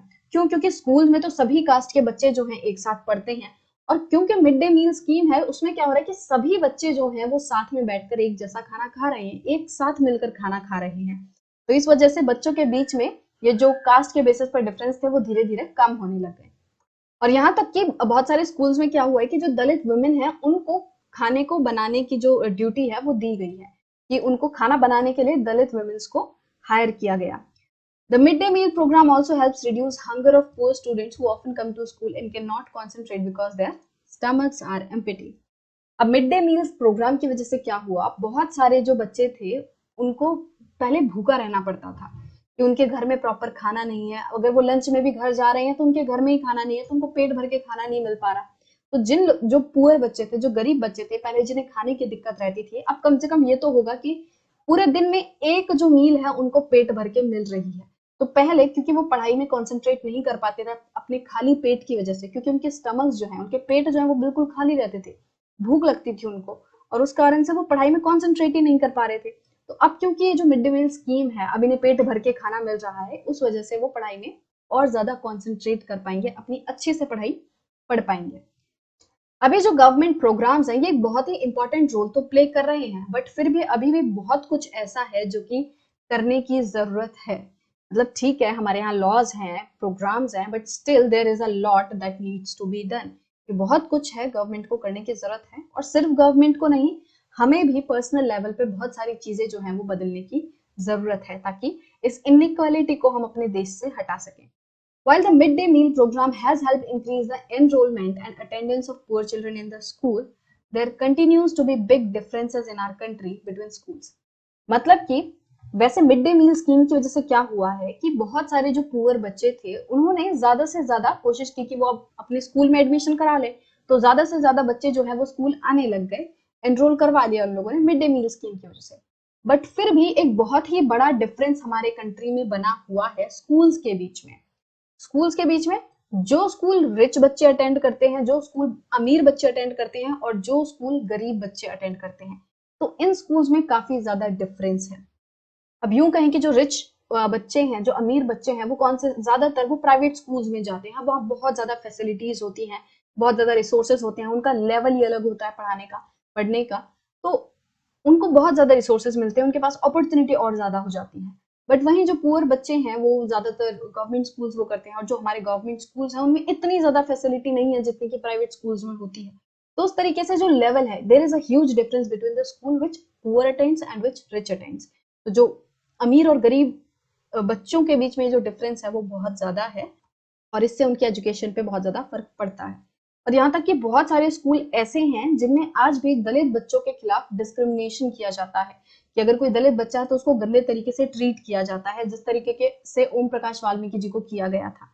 तो आज भी ऐसे स्कूल एग्जिस्ट करते हैं जहाँ पे इनइक्वालिटी चल रही है कास्ट के बेसिस पर। इन बच्चों को अनइक्वल सिचुएशंस में फोर्स किया जाता है। जिस तरीके से ओम प्रकाश वाल्मीकि जी से पूरे स्कूल में झाड़ू लगवाई इतने दिन के लिए, इसी तरीके से बहुत सारे दूसरे स्कूल्स में जहाँ पे दलित बच्चों को अनइक्वली ट्रीट किया जाता है, उनके खिलाफ भी कुछ इसी तरीके के काम देखने मिलते हैं कि उनको पीटा जा रहा है बिना मतलब के, उनसे काम करवाया जा रहा है, उन्हें नीचे बिठाया जा रहा है कि बाकी जो बच्चे हैं वो सीट्स पे बैठेंगे, अच्छे से चेयर्स पे बैठेंगे, टेबल्स पे बैठेंगे, और जो दलित बच्चे हैं उनको वो लोग नीचे बिठाते हैं, सारा काम उनसे करवाते हैं। तो इस तरीके से जो डिस्क्रिमिनेशन है वो हमें आज भी देखने मिलता है बहुत सारे स्कूल्स में। अब ऐसा हो क्यों रहा है? हमारे यहाँ पे लॉज भी हैं जो कि ये इंश्योर करते हैं कि भाई जो लोगों का right to be treated equally, जो उनका समान रूप से ट्रीट होने का अधिकार है, वो बहुत सारे लॉज जो हैं वो इस चीज को इंश्योर करते हैं, प्रोटेक्ट करते हैं। और बहुत सारी ऐसी गवर्नमेंट स्कीम्स एंड प्रोग्राम्स भी हैं जो कोशिश करती हैं कि जो ऐसे लोग हैं जिन्हें की अपॉर्चुनिटीज नहीं मिली है या फिर जिन्हें इल मैनर ट्रीट किया जाता है, गंदे तरीके से ट्रीट किया जाता है, उनको और अपॉर्चुनिटीज दी जाए। तो हमारे यहाँ पे लॉज भी हैं, हमारे यहाँ पे प्रोग्राम्स भी हैं, बट फिर भी हमारे यहाँ अभी भी हम ये क्यों कह रहे हैं कि लोगों में इनइक्वालिटी है। लोगों को बहुत सारी ऐसी जगहें हैं जहाँ पे दलित को या फिर कास्ट के बेसिस पर या और भी तरीके से गंदे तरीके से ट्रीट किया जाता है। ऐसा क्यों है? ऐसा इसलिए है क्योंकि बहुत सारे लोगों की मानसिकता जो है वो वैसी बनी पड़ी है। अभी भी बहुत सारे ऐसे लोग हैं जो कि ये सोचने से इनकार कर देते हैं, ये मानने से इनकार कर देते हैं कि हम सभी लोग जो हैं इक्वल हैं। मतलब कि वो अपने आप को सुपीरियर मानते हैं, अपने आप को ऊंचा मानते हैं, बड़ा मानते हैं, और किसी दूसरे को अपने से कम मानते हैं। तो ये लोगों की सोच के कारण हो रहा है। तो सबसे बड़ा कारण जो है कि आज भी हमारे यहाँ इनइक्वालिटी है, वो ये है कि लोगों का जो एटीट्यूड है वो बहुत ही धीरे चेंज हो रहा है। लोगों का ये जो बिहेवियर है कास्ट को लेकर, जेंडर को लेकर के, आज भी बहुत जगह ऐसा होता है कि लड़के को ज्यादा प्रायोरिटी दी जाती है, लड़की को नहीं दी जाती है। तो इस तरीके से लोगों की जो मानसिकता है वो बहुत ही धीरे धीरे चेंज हो रही है, और जिसकी जरूरत क्या है कि वो बहुत तेजी से चेंज हो, जल्दी से लोग ये समझ जाएं कि हम सब जो है वो एक समान है। अब भले ही लोग जो है उन्हें बड़े ही अच्छे से पता है कि ये जो डिस्क्रिमिनेशन है, जब हम भेदभाव करते हैं, तो वो लॉ के खिलाफ है, कानूनी तौर से वो गलत है, बट फिर भी वो कास्ट के बेसिस पर, रिलीजन के बेसिस पर, डिसेबिलिटी के बेसिस पर और इकोनॉमिक स्टेटस, इन सभी बेसिस पर वो लोगों को गंदे तरीके से ट्रीट करते हैं, इनइक्वली ट्रीट करते हैं। मतलब कि लोगों को अच्छे से पता है कि बट हम अगर किसी को इन अनइक्वली ट्रीट करेंगे तो भाई हमें सजा भी हो सकती है, ये गलत है, बट फिर भी लोग अलग अलग बेसिस पर लोगों को ट्रीट करते हैं। डिसेबिलिटी के बेसिस पर भी, अगर किसी को कोई डिसेबिलिटी है, अगर किसी को कोई चलने में थोड़ी दिक्कत है, देखने में दिक्कत है, तो उसको बहुत ही गंदे तरीके से ट्रीट किया जाता है। तो बहुत सारे जो लोग हैं वो आज भी अपने आप को सुपीरियर और दूसरों को इंफीरियर मानते हैं। तो अब हम इनइक्वालिटी जो है वो कैसे इंश्योर करें? तो वो ऐसे ही हो सकती है कि जब हम लोगों की सोच को चेंज करेंगे। सभी लोगों को ये मानना पड़ेगा, सभी लोगों को ये बिलीव करना पड़ेगा कि कोई भी किसी से कम नहीं है। नो वन इज इंफीरियर, कि हम में से कोई भी किसी से कम नहीं है, कोई भी किसी से ऊपर नहीं है, हम सब एक समान हैं। और हम सभी का अधिकार है कि हमें अच्छे तरीके से ट्रीट किया जाए, हमें अच्छे तरीके से हमारी डिग्निटी को जो है उसे ठेस ना पहुंचाई जाए।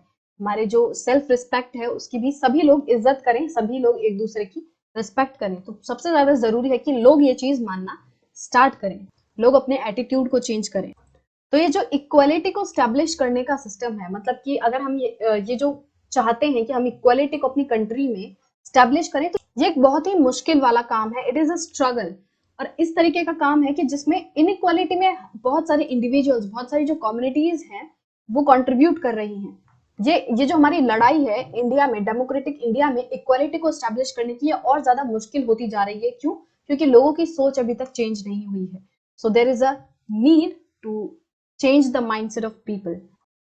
Issues of equality in other democracies. So till now we were discussing about India only, that how India is facing this problem of inequality. But is it only India who is facing this problem of inequality? So the answer is no. कि India के अलावा भी बहुत सारी ऐसी countries हैं, democratic countries हैं, जो कि जो प्रॉब्लम है इनइक्वालिटी की उसे फेस कर रहे हैं।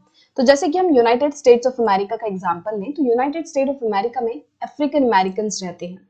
तो अफ्रीकन अमेरिकन कौन है? अफ्रीकन अमेरिकन वो लोग हैं जिनके पूर्वजों को अफ्रीका से एज स्लेव्स, बंधुआ बनाकर अमेरिका में लाया गया था। ठीक है, तो जिन लोगों को अफ्रीका से अमेरिका में बंधुआ बनाकर लाया गया था, उनकी जो पीढ़ियां हैं अब वो अमेरिका में ही बस गई, वो अमेरिका में ही रहने लग गई, तो अब उनको क्या कहते हैं, अफ्रीकन अमेरिकन। तो इन लोगों के खिलाफ आज भी बहुत ज्यादा डिस्क्रिमिनेशन होता है, इनको इक्वली ट्रीट नहीं किया जाता। सो 1950s में एक मूवमेंट चली थी अफ्रीकन अमेरिकन को उनका ये इक्वालिटी का राइट दिलाने के लिए। ये मूवमेंट किस लिए चली थी? इसलिए चली थी कि ये जो अफ्रीकन अमेरिकन है उन्हें भी उसी तरीके से ट्रीट किया जाए जैसे कि व्हाइट पीपल्स को ट्रीट किया जाता है, जैसे कि अमेरिकन को ट्रीट किया जाता है। बट इस मूवमेंट के बाद भी लोगों को उतनी ज्यादा इक्वालिटी नहीं मिली, कि मतलब इस मूवमेंट के बावजूद भी आज भी लोगों को इनइक्वालिटी का सामना करना पड़ रहा है। So prior to this African Americans were treated extremely unequally in the United States. तो इस मूवमेंट के बाद थोड़ी कमी आई है कि मतलब अब लोगों को उतना ज्यादा इनइक्वालिटी से ट्रीट नहीं किया जाता जितना कि पहले किया जाता था।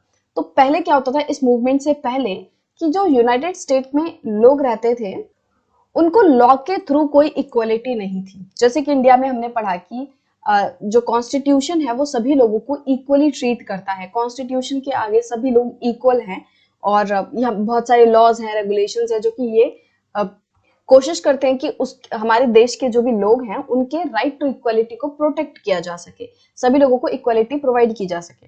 बट अमेरिका में ऐसा नहीं था। पहले कोई भी जो लॉ है वो लोगों को इक्वालिटी का जो राइट है वो इंश्योर नहीं करता था कि आपको इक्वालिटी मिलेगी ही मिलेगी। अगर आपके खिलाफ कोई डिस्क्रिमिनेशन करता है, अगर आपको कोई अनइक्वली ट्रीट करता है तो उसके खिलाफ पनिशमेंट ली जाएगी, उसको दी जाएगी। तो ऐसा कोई सिस्टम नहीं था। तो उस टाइम पे क्या होता था, जैसे कि अगर कोई बस से ट्रेवल कर रहा है, अगर कोई बस से जा रहा है अफ्रीकन अमेरिकन, तो या तो उसको बस के एकदम एंड वाली सीट पे बैठना पड़ता था, और अगर कोई व्हाइट पर्सन जो है वो सीट पे बैठना चाहता है और वहां पे पहले से ही अफ्रीकन अमेरिकन कोई बैठा है, तो उसको उठना पड़ेगा उस व्हाइट बंदे को बैठने के लिए। तो इस तरीके से डिस्क्रिमिनेशन होता था कि अगर कोई ब्लैक पर्सन वहां पे बैठा है और अगर कोई व्हाइट पर्सन कहता है कि नहीं मुझे सीट पे बैठना है, तो उस व्हाइट पर्सन को उठना पड़ता था। इसी तरीके से उनके लिए अलग स्कूल्स थे और होटल्स वगैरह में ये लिखा रहता था कि ब्लैक्स नॉट अलाउड, इस तरीके से लिखा रहता था। तो बहुत ज्यादा उन्हें डिस्क्रिमिनेशन का सामना करना पड़ता था। सो रोजा पार्क्स जो है वो एक अफ्रीकन अमेरिकन वुमेन थी। तो एक छोटी सी स्टोरी है रोजा पार्क्स के बारे में। तो एक दिन वो बहुत ही थकी हुई थी और अपने घर जा रही थी, और वो बस में सीट पर बैठी हुई थी। तो तभी किसी व्हाइट मैन ने उनको कहा कि भाई मेरे को बैठना है, या फिर उसने कहा कि भाई तुम उठो। बट रोजा पार्क ने उठने से मना कर दिया कि नहीं मैं बैठी हूँ, मेरा राइट है बैठना, तुम मुझे इस तरीके से नहीं उठा सकते। और इस घटना के बाद लोगों में एक तरीके से आक्रोश पैदा हो गया कि अफ्रीकन अमेरिकन को उनका राइट दिलाना है, अफ्रीकन अमेरिकन को क्यों अनइक्वली ट्रीट किया जाता है, उनको भी सेम अधिकार है जैसे कि अमेरिकन को है। और ये जो फिर मूवमेंट स्टार्ट हुई, इस मूवमेंट को सिविल राइट्स मूवमेंट के नाम से जाना गया। और फिर 1964 में एक सिविल राइट एक्ट आया जिसने जो डिस्क्रिमिनेशन है on the basis of race, religion और नेशनल ओरिजिन, इन सभी के बेसिस पर जो डिस्क्रिमिनेशन किया जाता था उसको प्रोहिबिट कर दिया, उसको बैन कर दिया कि अगर अब कोई भी इंसान किसी के रेस के बेसिस पर, किसी के कलर के बेसिस पर, उसके धर्म के बेसिस पर, या फिर उसकी नेशनल ओरिजिन के बेसिस पर कि वो कहाँ से आता है, किस देश का निवासी है, इन सभी के बेसिस पर अगर किसी को अनइक्वली ट्रीट किया जाएगा तो उसके खिलाफ एक्शन होगा। तो ये जो सिविल राइट एक्ट था 1964 का, ये डिस्क्रिमिनेशन को प्रोहिबिट करता है। इसके अलावा ये जो सिविल राइट एक्ट है ये भी कहता है कि जो जितने भी स्कूल्स हैं वो अफ्रीकन अमेरिकन और जो भी अमेरिकन हैं, मतलब सबके लिए प्रॉपर रूप से बराबरी खुले रहेंगे। कोई भी अफ्रीकन अमेरिकन को मना नहीं कर सकता कि आप इस स्कूल में एडमिशन नहीं ले सकते। ऐसा नहीं है कि जो भी स्कूल हैं अब वो अफ्रीकन अमेरिकन के लिए भी खुले हैं। अब उनको पहले की तरह एक सेपरेट स्कूल अटेंड करने की जरूरत नहीं है। तो जिन स्कूल में अमेरिकन पढ़ रहे हैं उन्हीं में अफ्रीकन अमेरिकन भी पढ़ सकते हैं। और इस एक्ट के आने के बावजूद भी बहुत सारे ऐसे अफ्रीकन अमेरिकन हैं जो कि कंट्री में गरीब तबके के ही बने रहे। मतलब कि कंट्री की ज्यादातर पॉपुलेशन जो गरीब थी उसमें कौन थे? African American. मतलब कि इस तरीके के राइट वगैरह लाए गए, इस तरीके के एक्ट लाए गए, मूवमेंट्स चली, बट उसके बावजूद भी अफ्रीकन अमेरिकन मेजरली पुअर तबके में ही बने रहे कंट्री के। और ज्यादातर जो अफ्रीकन अमेरिकन हैं वो सिर्फ और सिर्फ गवर्नमेंट स्कूल्स अटेंड करना ही अफोर्ड कर पाए, कि वो जो प्राइवेट स्कूल है महंगे महंगे हैं उन्हें अफोर्ड नहीं कर पाए। क्यों? क्योंकि वो पुअर हैं, वो गरीब हैं, तो वो सिर्फ और सिर्फ गवर्नमेंट स्कूल्स ही अटेंड कर पाए। अब इस वजह से क्या होगा कि जो गवर्नमेंट स्कूल है उसमें इतनी ज्यादा फैसिलिटीज नहीं होंगी जितने की प्राइवेट स्कूल्स में देखने मिलती हैं। या फिर ज्यादातर जो अफ्रीकन अमेरिकन हैं वो उन सिटीज में रहते हैं जिनके की जो गवर्नमेंट स्कूल्स हैं वो उतने भी अच्छे नहीं हैं। कि अगर मान लो कोई वाइट है, कोई अमेरिकन हैं जो कि गवर्नमेंट स्कूल में भी पढ़ रहे हैं, बट वो उस जगह पे हैं, उस जगह पे रह रहे हैं जहाँ के गवर्नमेंट स्कूल भी काफी अच्छे लेवल के हैं, तो इस तरीके से इनको एजुकेशन के मामले में भी पीछे रहना पड़ा। तो इस सेक्शन में हमने जाना कि किस तरीके से सिर्फ और सिर्फ इंडिया में ही अनइक्वलिटी नहीं है, जो डिस्क्रिमिनेशन की प्रॉब्लम है नहीं है, इसके अलावा भी बहुत सारे ऐसे देश हैं जहाँ पे हमें अलग अलग तरीके से इनइक्वालिटी देखने मिलती है, वहां लोगों को डिस्क्रिमिनेट किया जाता है। तो यहाँ पे हमने अमेरिका का एग्जाम्पल लिया जहाँ पे कि ब्लैक एंड व्हाइट में काफी ज्यादा जो डिस्क्रिमिनेशन है वो होता है, कि ब्लैक्स को जो व्हाइट लोग हैं वो अपने से इंफीरियर कंसीडर करते हैं। बट फिर मूवमेंट्स वगैरह हुई, एक्ट्स आए और उनसे कोशिश की गई कि जो ब्लैक लोग हैं उनका लेवल थोड़ा ऊपर किया जाए, उनको प्रॉपर अपॉर्चुनिटीज दी जाए जो कि पहले उनको नहीं दी जा रही थी। तो अब यहाँ पे आर्टिकल 15 जो है इंडियन कॉन्स्टिट्यूशन के, उसके बारे में थोड़ा सा दिया हुआ है कि उसमें क्या लिखा है। Prohibition of discrimination on grounds of religion, race, caste, sex और प्लेस ऑफ बर्थ। कि मतलब आर्टिकल 15 जो है वो कहता है कि किसी भी बेसिस पर, चाहे वो रेस हो मतलब कलर हो, कास्ट हो, सेक्स हो मतलब कि जेंडर हो गया, मेल है फीमेल है, प्लेस ऑफ बर्थ की आप किस जगह पे आपने जन्म लिया है, तो इन सभी के बेसिस पर किसी को भी डिस्क्रिमिनेट नहीं किया जा सकता। So the state shall not discriminate against any citizens. तो जो स्टेट है, जो गवर्नमेंट है, वो किसी भी सिटीजन को चाहे रिलीजन के बेसिस पर, रेस के बेसिस पर, caste, sex, place of birth, इन सभी के बेसिस पर, किसी के भी बेसिस पर डिस्क्रिमिनेट नहीं कर सकती किसी भी सिटीजन को। तो ये बन गई ड्यूटी किसकी? गवर्नमेंट की। गवर्नमेंट किसी में भी डिस्क्रिमिनेट नहीं करेगी, जो स्टेट है वो किसी के भी बीच में, किसी भी सिटीजन में इन सब बेसिस पर डिस्क्रिमिनेट नहीं करेगी। फिर अगला है no citizen shall on grounds only of religion, race, caste, sex, place of birth और any of them be subject to any disability, liability, restriction और कंडीशंस विद रिगार्ड टू। मतलब कि किसी भी सिटीजन को उसके religion, race, caste, sex, place of birth या किसी भी चीज के बेसिस पर उसको किसी चीज से डिसेबल नहीं किया जाएगा, उस पर कोई भी चीज की रोक नहीं लगाई जाएगी, उस पर कोई भी लाइबिलिटी नहीं लगाई जाएगी कि अगर तुम इस बैकग्राउंड से आते हो, अगर तुम इस कास्ट से आते हो तो तुम्हें ये करना ही पड़ेगा। इस तरीके से लाइबिलिटी नहीं क्रिएट कर सकते, उसको रिस्ट्रिक्ट नहीं कर सकते, उसको किसी काम को करने से रोक नहीं सकते, उसको कंडीशंस नहीं दे सकते कि तुम यहाँ पे, जैसे कि कोई पब्लिक पार्क है, कि तुम यहाँ पे तभी आओगे जब तुम पार्क की सफाई करोगे, तो ये कंडीशंस इस तरीके के नहीं चलेंगे। सो किसी भी जो पर्सन है, किसी भी सिटीजन को एक्सेस टू शॉप मतलब कि दुकान की एक्सेस देने से नहीं रोका जा सकता। अगर आप कहते हो कि आप इस पर्टिकुलर कम्युनिटी से आते हो, आपको हम अपनी दुकान से सामान नहीं लेने देंगे, तो वो गलत होगा। पब्लिक रेस्टोरेंट्स में जाने से नहीं रोका जा सकता, hotels, places of public entertainment, तो इन सभी चीजों में जाने से नहीं रोका जा सकता। इन सब बेसिस पर लोगों को डिस्क्रिमिनेट नहीं किया जा सकता। फिर the use of wells, tanks, bathing ghats, roads and places of public resort maintained wholly और partly out of state funds और dedicated to the use of general public. मतलब कि ये सभी जो जगहें हैं भाई, कुएं हो गए, टैंक्स हो गए, बाथिंग घाट्स हो गए, रोड्स हो गए, रास्ते हो गए, या फिर प्लेसेस ऑफ पब्लिक रिजॉर्ट, ऐसी जगहें हैं जिन्हें या तो जो गवर्नमेंट है वो मेंटेन कर रही है होली या पार्शली, मतलब या तो पूरे तरीके से गवर्नमेंट उस चीज को मेंटेन करने के लिए पैसा दे रही है, रोड बनाने के लिए पैसा दे रही है, या फिर आधे तरीके से थोड़ा बहुत पैसा दे रही है। तो जो भी काम जनरल पब्लिक के लिए किया जा रहा है उस काम को एक्सेस करने से कोई भी किसी को नहीं रोक सकता। ठीक है, तो ये जो हमारा आर्टिकल 15 है इंडियन कॉन्स्टिट्यूशन का, ये कहता है कि किसी को भी इन सब बेसिस पर डिस्क्रिमिनेट नहीं कर सकते, हम जो पब्लिक प्लेसेस हैं उनको एक्सेस करने से नहीं रोक सकते। Challenge of democracy. सो इस पूरे चैप्टर में आपने नोटिस किया होगा हम डेमोक्रेसी की ही बात कर रहे थे। आप बोलोगे कि नहीं, हम तो इक्वालिटी की बात कर रहे हैं। जी, हम इक्वालिटी की तो बात कर रहे थे, बट हम किस बेसिस पे इक्वालिटी की बात कर रहे थे? हमने बहुत बार वर्ड यूज किया डेमोक्रेटिक इंडिया, और इवन हमने जो लास्ट सेक्शन पढ़ा वो हमने क्या पढ़ा कि issue of equality in other democracies, कि हम बात कर रहे हैं डेमोक्रेसीज की, जो डेमोक्रेटिक कंट्रीज हैं उनमें किस तरीके से ये जो इक्वालिटी का इशू है उसको किस तरीके से कंसिडर किया जा रहा है। तो किसी भी नॉन डेमोक्रेटिक कंट्री में हम ये उम्मीद नहीं कर सकते कि सबको इक्वलिटी मिलेगी ही मिलेगी। क्यों? क्योंकि मान लो कहीं पे राजा वगैरह है, कोई तानाशाह है, कोई रूल कर रहा है, तो वहां पे तो मुश्किल ही होगा कि हम अपनी आवाज भी उठा पाए इक्वलिटी को लेकर, कि हमें इक्वलिटी मिलनी चाहिए। हम वहां पे हो सकता है आवाज भी ना उठा पाए, बट डेमोक्रेसी में एटलीस्ट हम अपनी आवाज उठा सकते हैं, हम अपने मुद्दे रख सकते हैं कि हमें डेमोक्रेसी चाहिए, हमें इक्वलिटी चाहिए, ये हमारा अधिकार है। तो इस तरीके से डेमोक्रेसी में एटलीस्ट हम अपने अधिकारों के लिए आवाज उठा सकते हैं, जो कि हो सकता है कि ऑटोक्रेसी में या फिर जो राजा महाराजा वाली जो सिचुएशन है उसमें हम इस तरीके से आवाज ना उठा पाए। So no country can be described as being completely democratic. तो किसी भी कंट्री को हम कंप्लीटली डेमोक्रेटिक नहीं घोषित कर सकते। तो डेमोक्रेटिक क्या होता है, हमें पता है कि जिस देश में सभी जो भी रूलर्स हैं, जो डिसीजन मेकर्स हैं, उनको जनता ही चूज कर रही है, जहां पे इलेक्शंस वगैरह होते हैं, जहां पे जो डिसीजन मेकिंग है उसमें इनडायरेक्टली डायरेक्टली जनता को भी इंक्लूड किया जाता है, तो दैट इज डेमोक्रेसी। तो किसी भी डेमोक्रेटिक कंट्री को हम पूरे तरीके से कंप्लीटली डेमोक्रेटिक घोषित नहीं कर सकते। क्यों? क्योंकि ये जो डेमोक्रेटिक वर्ड है ना, डेमोक्रेसी वर्ड है, ये इसकी कोई सीमा नहीं है।